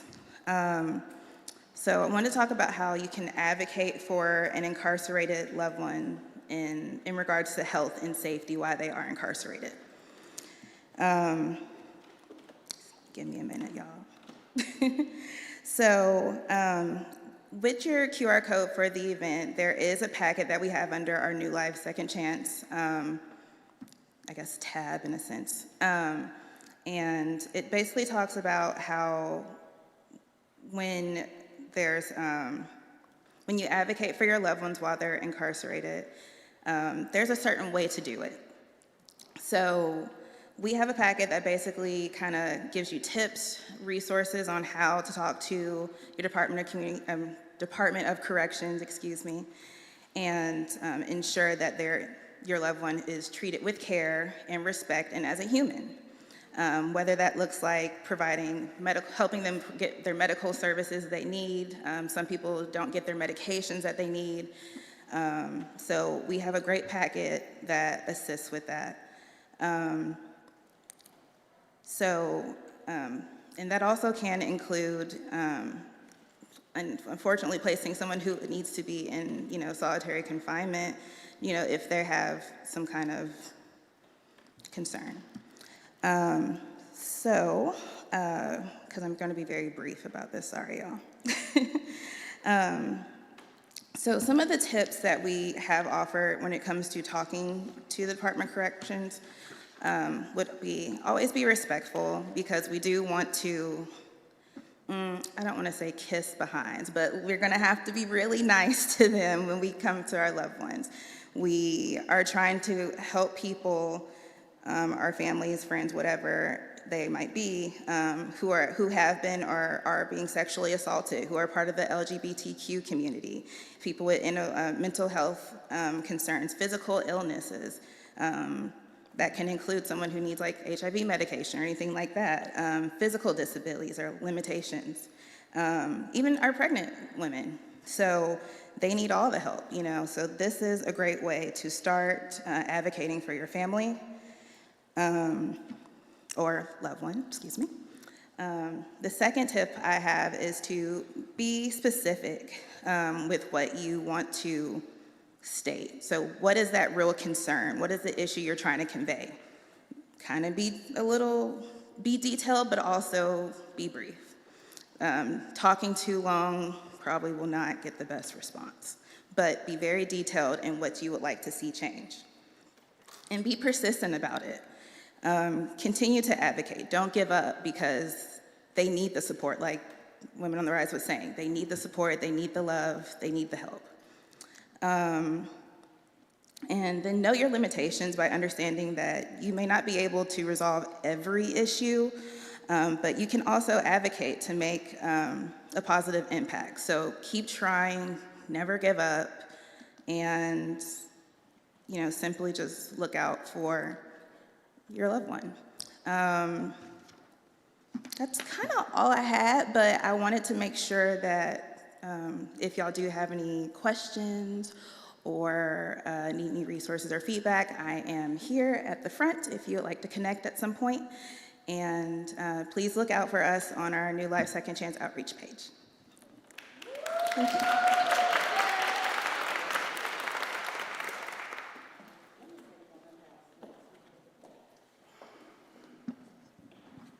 If we have anyone missing a cell phone, I have it up here. It was left in the ladies' bathroom. It was another one in addition to yours. So if anyone's missing a cell phone, please let them know that we have it up here. There's a drawing that we're about to do. New Life Second Chance like to give out money. So if you came to our table and you have a red ticket, raise your hand. I talked to you for hours. Are y'all wrong? Who has a ticket? Nobody has a red ticket? Then you had to have come to New Life Second Chance table. Well, I know the one that was sitting over by Lashana. All right, well, let's try The one it. that was sitting next to you. Oh, what the heck? Let me see. You There was already, some cash in it. you already pulled? Ain't nobody in the room. Not one? Not one person. I'm in the room. Wow. Huh? Is it red? Orange now. It's red. You had to have come down. Not the lunch ticket. Oh, y'all done missed out on something. Let's see. We want to get somebody out. Formerly incarcerated people, stand up. All right.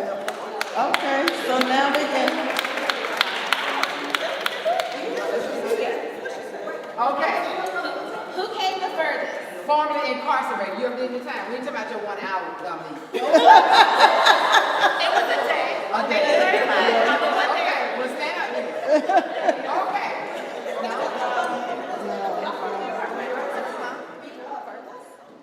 Who can tell me how many people in the United States are impacted by a criminal record?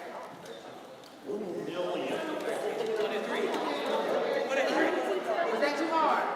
Okay. We're going to talk about this, and she talked about that. She talked about, Women on the Rise talked about parole. Shaniqua talked about advocating for your loved one. The two of the populations that we advocate for people inside. Like what? Like what? Two of the issues that she talked about. And women. And men. Okay. She can't win. All right. You can't win. No, who won? Who won it? Who drove the first? Where you come from? The cooler. The cooler. Okay. Oh, wow. So you got some snacks in here, and you got $25 cash. She need it for the ride back. All right, y'all. Let me tell y'all something. They were so concise and precise with handling their panels. 70 million people have criminal records. Yes. But we got a little bit of time back. So what we're going to do now, the next section of the program is the World Cafe. This is the fun part. Y'all about to get dosed with a bunch of information from some phenomenal people. Where are people to go? We're doing the 3 rooms. We have 3 rooms set aside where you can pick one. And this is what we have on here, because I saw Group A, Group B. Okay, that's what I thought I saw. Okay, so there are rooms labeled Group A, B, and C. And they get to choose the room, or have they been pre-selected? You know, they don't give me all the instructions in time. Everybody's program Right. is going to be the same. Instead Yes. of a round robin where we go to different rooms, we're just going to break up into smaller rooms, and the presenters are going to come to us. Right. So we can have a more intimate conversation about things. It doesn't matter where you start, everybody's getting the same 3 presentations. So we just need to break up, not even necessarily evenly, you said, right? Could we do this side, middle, and this side, or the room's not big enough? I think they'll have to pick the room. Okay. Yeah, just know it doesn't matter which room you're in, you're going to get all of the same information. Finally, last thing, do not leave. We have a great speaker at the end for closing remarks, one of our legislators. Please come back to the sanctuary once the World Cafe is completed. So what are the rooms that we're going to? A, B, and C? A, B, and C downstairs, and they're labeled. They're labeled. One is, if you look around where the rooms are across and around the cafeteria area, you'll see where they're labeled. It was sitting right one behind you. Y'all surprised, we're going to go by the alphabet. This is going to be room A. What room are you going to? Thank you. This is going to be room B. What room are you going to? Thank Yes, lovely.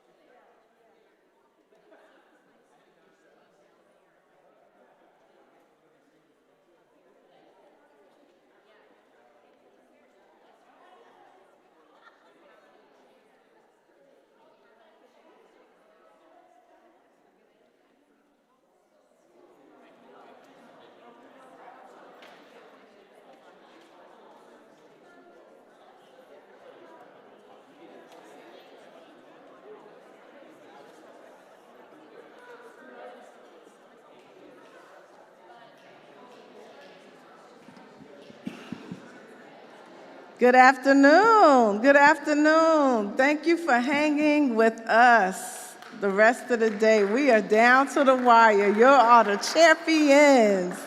Thank you. We appreciate. Moki, I didn't get to come down and hug you. I got hugs to give. If you didn't get a hug from me today, make sure you get it before we leave. But anyway, we have a wonderful speaker for you this afternoon, and I'd like to invite Brian Colon up from Southern Poverty Law Center to introduce our final speaker for the day.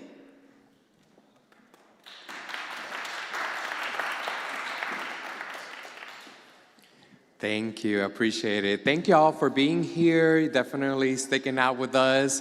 We know it's a long day, but we're happy to have you here, and we're definitely going to have a great speaker to close us out.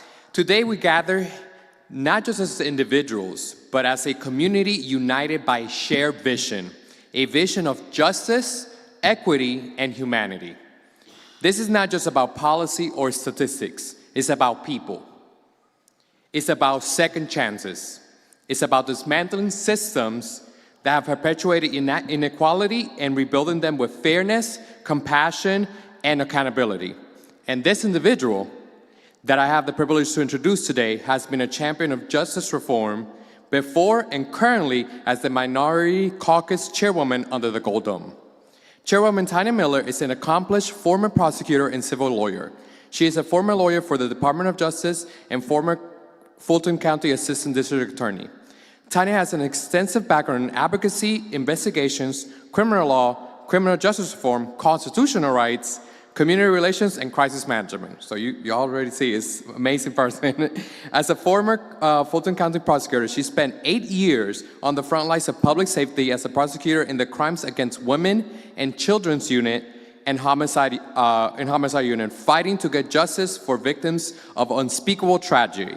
Her current practice specializes in wrongful death, complex criminal defense, and injury cases.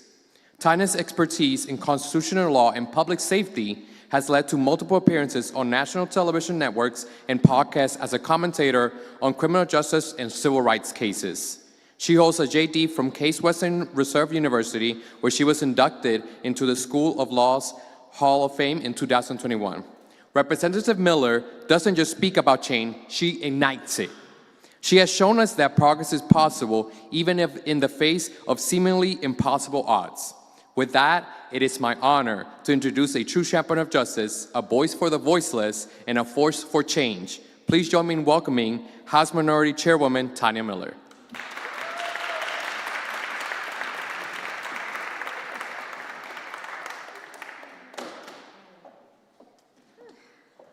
Hello, family.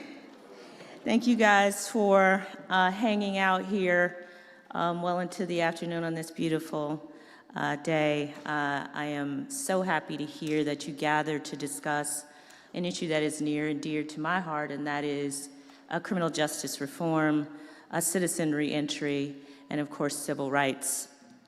And I'll just give you a little bit of background about me. I feel like my background always kind of starts with my first job as a lawyer. But I actually was once a little girl somewhere. So I'll just tell you a little bit about my upbringing because I do think it informs the philosophy behind my work, both my work as a lawyer, once working for the district attorney's office representing crime victims, to being a criminal defense lawyer representing the accused and specializing in juveniles charged as adults, to being a civil rights lawyer specializing in police violence cases, and also just doing plain old injury work, because civil rights cases don't pay that well unless you're Chris Stewart or Ben Crump, but the rest of us just slug it out in federal court,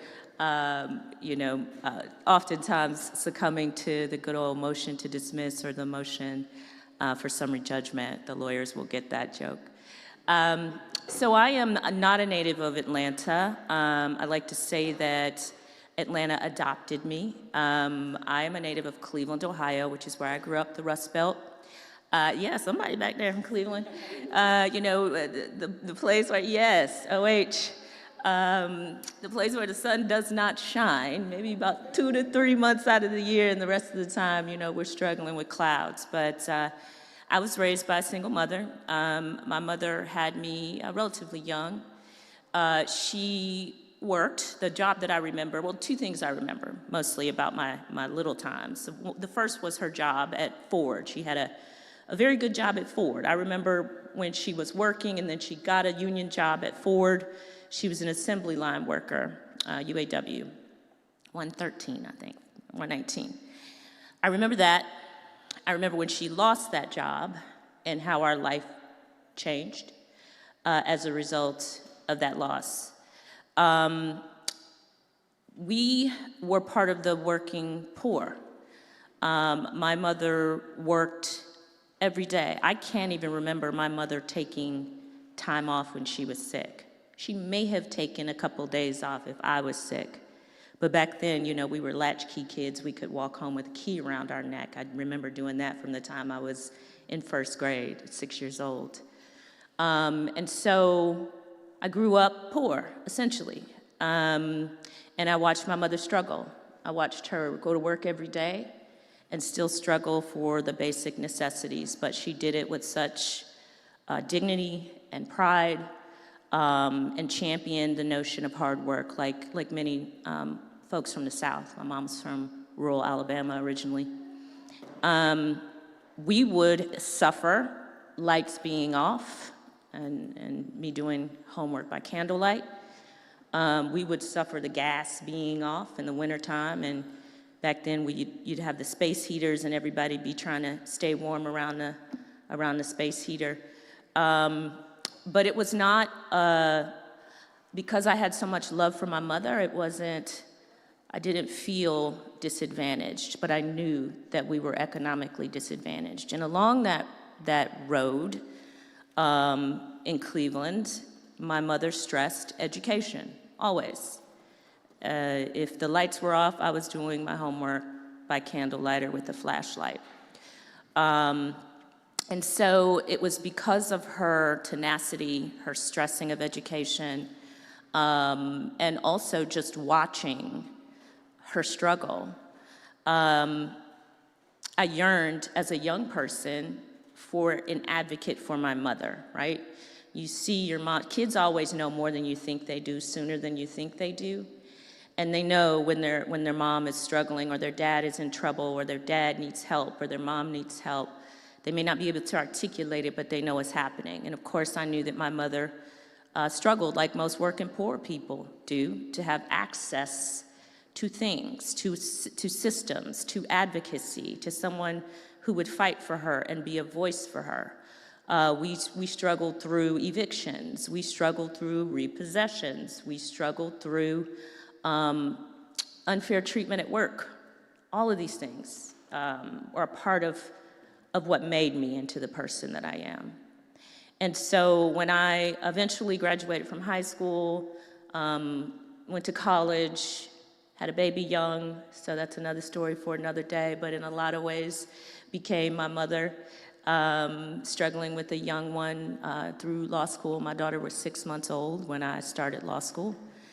But somehow managed to graduate at the top of my class, don't know how. I was an okay student in college, but the law just made sense to me. It made me feel secure. There were rules, and if you could apply the facts to the rules, there was a sense of certainty and comfort that I got in that, and so I always have loved the law. When I graduated from law school, at this time, and I'm really gonna date myself, this was just after the O.J. Simpson verdict, and I was obsessed with being Johnny Cochran. I wanted to be Johnny Cochran. He was so smooth, you know, with the glove, if you don't fit, you must acquit, all of these things. I just thought he was such an example of what Black excellence looks like in a space that just was foreign to me. And so as I was kind of making my way through legal jobs, I ended up at big law firms, and that didn't fit. I went to Jones Day and all this stuff, clerked for a federal judge, all that stuff. But I always just wanted to be like Johnny Cochran, and so they said, well, you know, you want to be a trial lawyer, you gotta learn how to try a case. So in order to learn how to try a case, you had to go to the prosecutor's office. And I was like, what? I can't go to no prosecutor's office? And so I resisted it, but eventually said, all right, I'll go for a little while. And so eventually what I came to know and understand, and this is around the time that I came to Atlanta, is that 99% of the victims looked like me. They looked like my little brother. They looked like my cousin. They looked like my mama. And I began to then understand this concept of justice and that it was multifaceted, right? There's not just one side to it.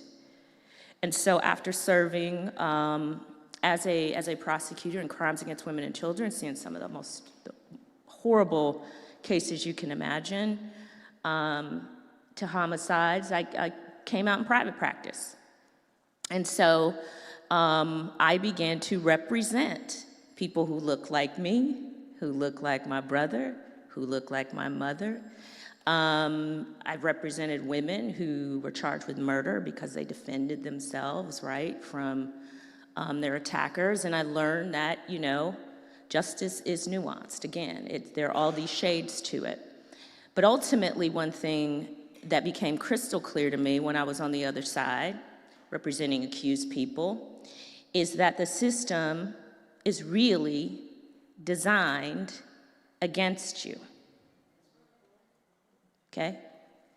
Now, I became really crafty with it because I had worked on the other side, and so I knew a lot of the secrets. I knew where a lot of the quote-unquote bodies were buried and where the weaknesses were, the chinks in the armor in the system, so it made me an effective advocate for the accused. But there is a tremendous amount, and I'm preaching to the choir right now, of inequity in our system. And you, I think, see it close up when you're sitting next to an accused 14-year-old child charged with murder. Not because he pulled the trigger, but because he was in the back seat of the car when some older kid got out and pulled the trigger. Now, pulling the trigger is a terrible thing, and I don't mean to dismiss that at all, because it's awful. Violence is awful. I abhor it. But there is something wrong with the system, in my opinion, that can look at a 14-year-old child and see a man. Okay? And so from that point on, my advocacy was one at a time. One child at a time, one client at a time, occasionally one victim who ended up being charged with a crime at a time. And so that is an advocacy for my colleagues who do that work. That is exhausting, if you care, when you care. Because that moment is the worst moment of that mom or that dad or that child's life, but you are literally living the worst moment of somebody's life every single day.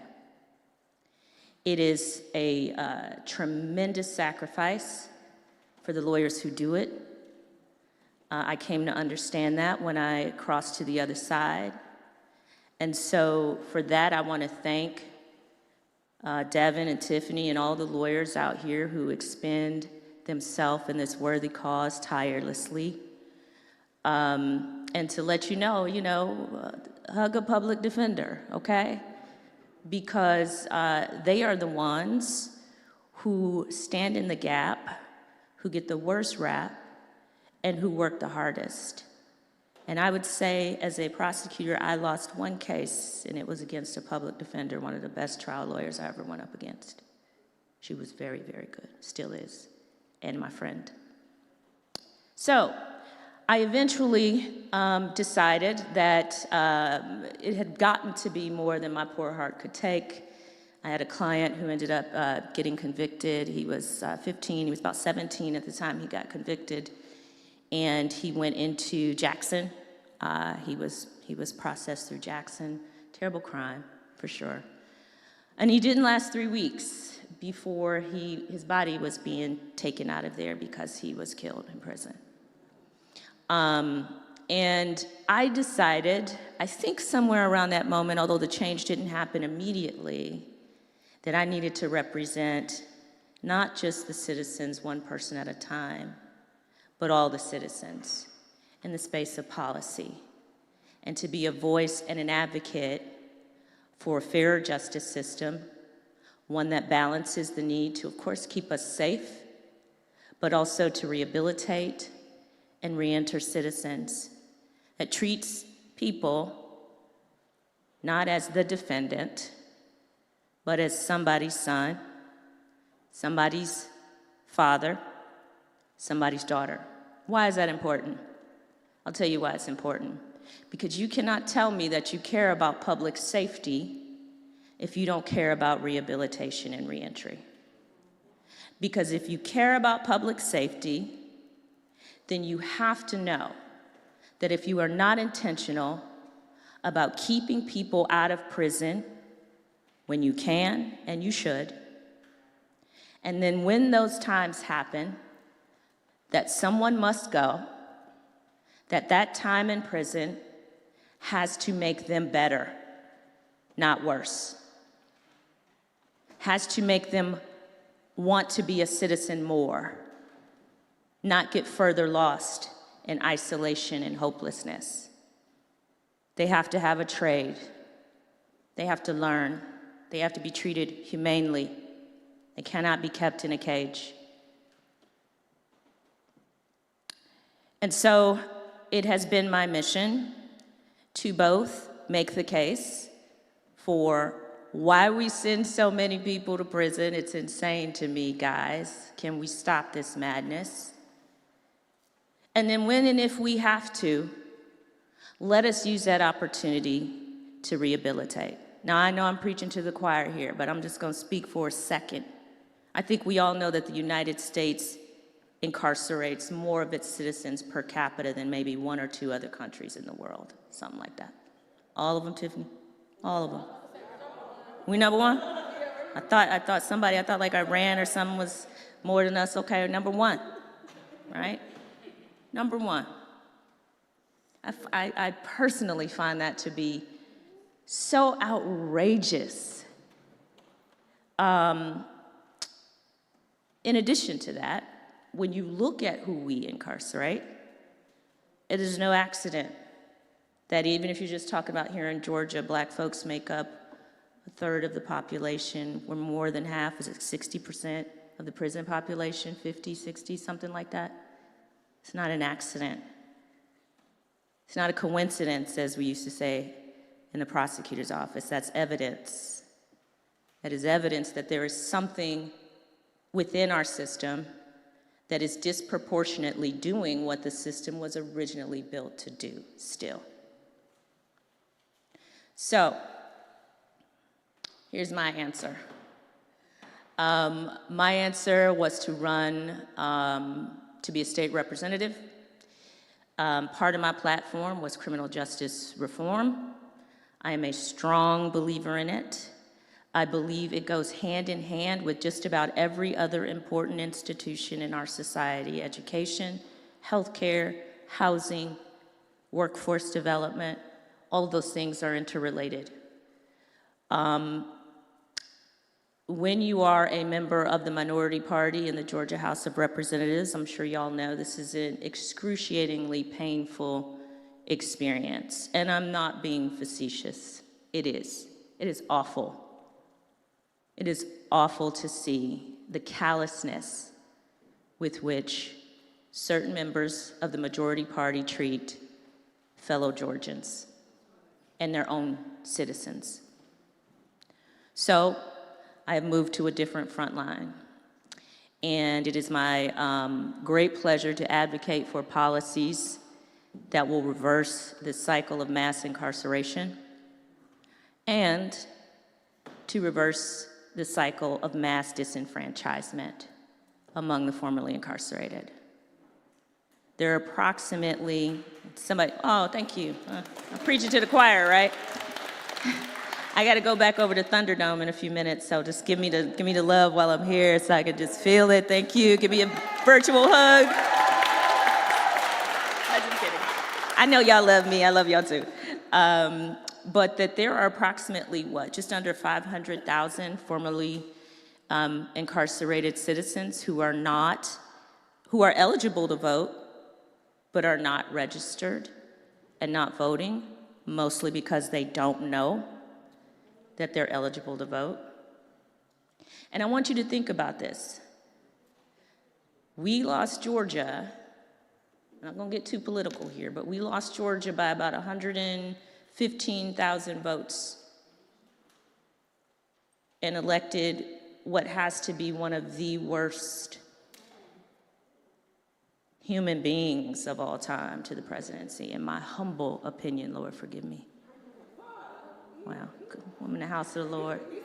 I try to speak love, but I want us to think about it and look, if we could have, and I don't know the stats for other states, but I'm sure that some states are similar because our law is similar to some other states. There are a handful that do automatic restoration and have other things in place to more quickly re-enter folks into our democracy.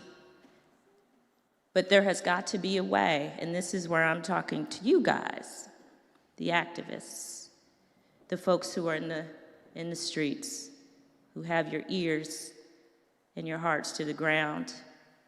We got to get the word out to folks that they can stop some of these horrible, awful policies if they re-engage with our democracy. Re-engage as a citizen in every way, to include voting. So I don't want to end on a somber note, but I'm just telling you right now, did anybody watch Game of Thrones? You got any Game of Thrones here? Okay. Somebody in here is a Khaleesi, right? Where is Khaleesi? Somebody? Tiffany, raise your hand, it's fine. Yes, all right, there you go. Okay, fine. But seriously, part of Khaleesi's empire was designed to, she built her warrior kingdom, her army, by freeing slaves. By going round and round and round and round and round and freeing them. And because they were freed by her, they followed her and they fought for her. There are a lot of brothers and sisters out here that are walking outside but are not free. I think, personally, one of the things it starts with is the right to vote. Because that is the right that undergirds all others. So let us continue this work together. I am starting a C3 organization as soon as I get out of Thunderdome. I've been working on it for some months now with my friends and some folks on my staff to start putting money behind registering people, C3 and C4. C3 and C4, C3 and C4, I caught myself, C4 and C3. The C3 will do charitable stuff, obviously, helping with housing, because people have to have housing, and helping people get jobs, because people have to have jobs. But what people have to do to protect all of that is vote. So, more on that from me. I'm not going to hold y'all much longer. If anybody has any questions, I'll take one or two before I go. But if you don't, that's fine. Feelings not hurt. I'm just happy to be here. That is, she said, mental health in prisons. What are we going to do to figure it out? I will tell you that the folks who have the ability to do anything and everything to correct the abysmal state of our prison system, it's an embarrassment the way our prison system exists, don't care about it. And here's the part that is always hard to say. If we don't vote them out and replace them with people who do care, because there are billions of dollars, sitting in a reserve right now, not even talking about the revenue, just the billions in reserve. We need to fix it, and we need to vote them out. But yes, it is an important, serious problem. Unfortunately, so I think there may have been some statistics somewhere that someone was telling me, I might be getting this wrong, but something about Ronald Reagan and cutting back on mental health hospitals, and then homelessness going up, and then incarceration rates going up in addition to the war on drugs. We all know that. But the mental health coexists with criminal justice reform, because if we are not addressing the mental health of folks, we cannot really reintegrate them appropriately. And I would say it's not just the prison population, it's everyday Georgians for whom access to quality mental health care is so far behind where it should be that we really ought to be ashamed, in my opinion. But I'm with you. I'll vote him out. That's right. You got it. Yes, beautiful. Hi. My question is around the homeless population. I just learned today that they're being charged 40% of their paycheck to stay in a shelter. And they're just given a bed in a large room, you know, on a bunk, and 40%, I'm just thinking, like, how are they supposed to save money to get themselves out of that situation? 40% seems like a huge chunk of someone's salary, and they're already in a shelter. So I'm just wondering what policies are being done to combat that, what's the rationale on that, and if anything's being done, because that just seems like it's not going to help people get out of the cycle that they're already in. Yeah, I think the struggle with homelessness is a real one, and I think the city of Atlanta has wrestled with it to some degree. They do okay, and then in other times they're not doing so well. I can't speak for the city of Atlanta. I can speak for the state, and I will tell you that they're doing absolutely nothing.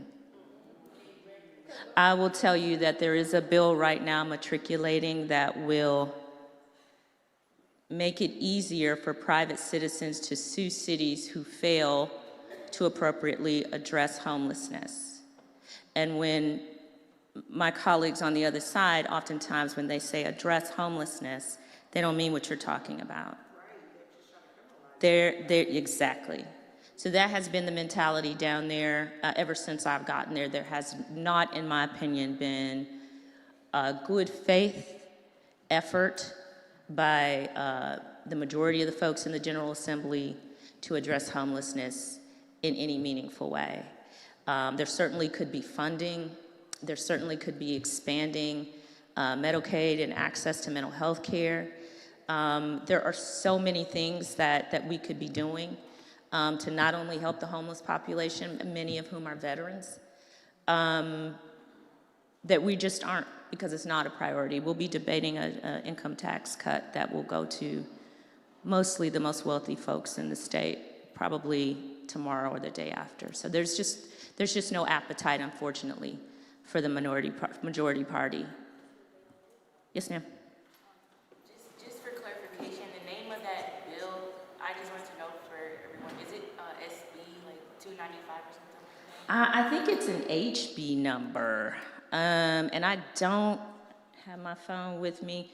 I can get it and get it to you. I don't remember. I think it's HB 2 something, but don't quote me. We have heard 295. HB 295. Thank you. Okay, that's it, guys. I love you. Keep up the good work. Keep fighting the good fight. Stay in touch.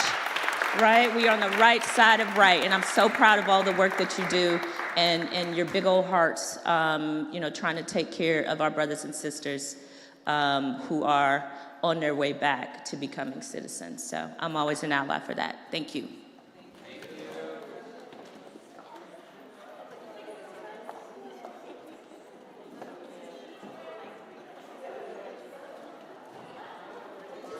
All right, you all, one last thing. Again, thank you for hanging out with us for the full duration of the day. We so greatly appreciate it.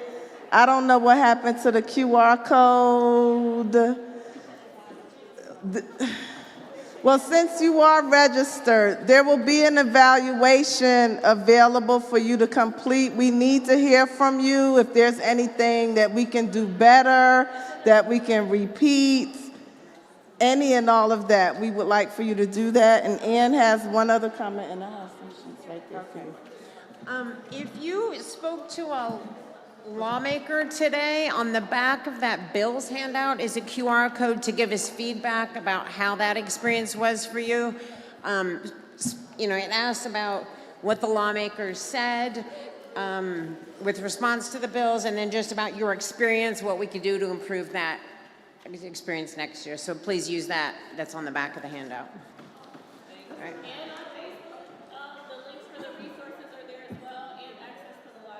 I'm repeating the links, and the links for the resources and access to the live stream is on the Facebook page. So if you just happen to want to go back and take a look, what is it, Justice Reform? Justice Reform Partnership on Facebook, and you'll find the live stream on there. Thank you again. Yes, ma'am.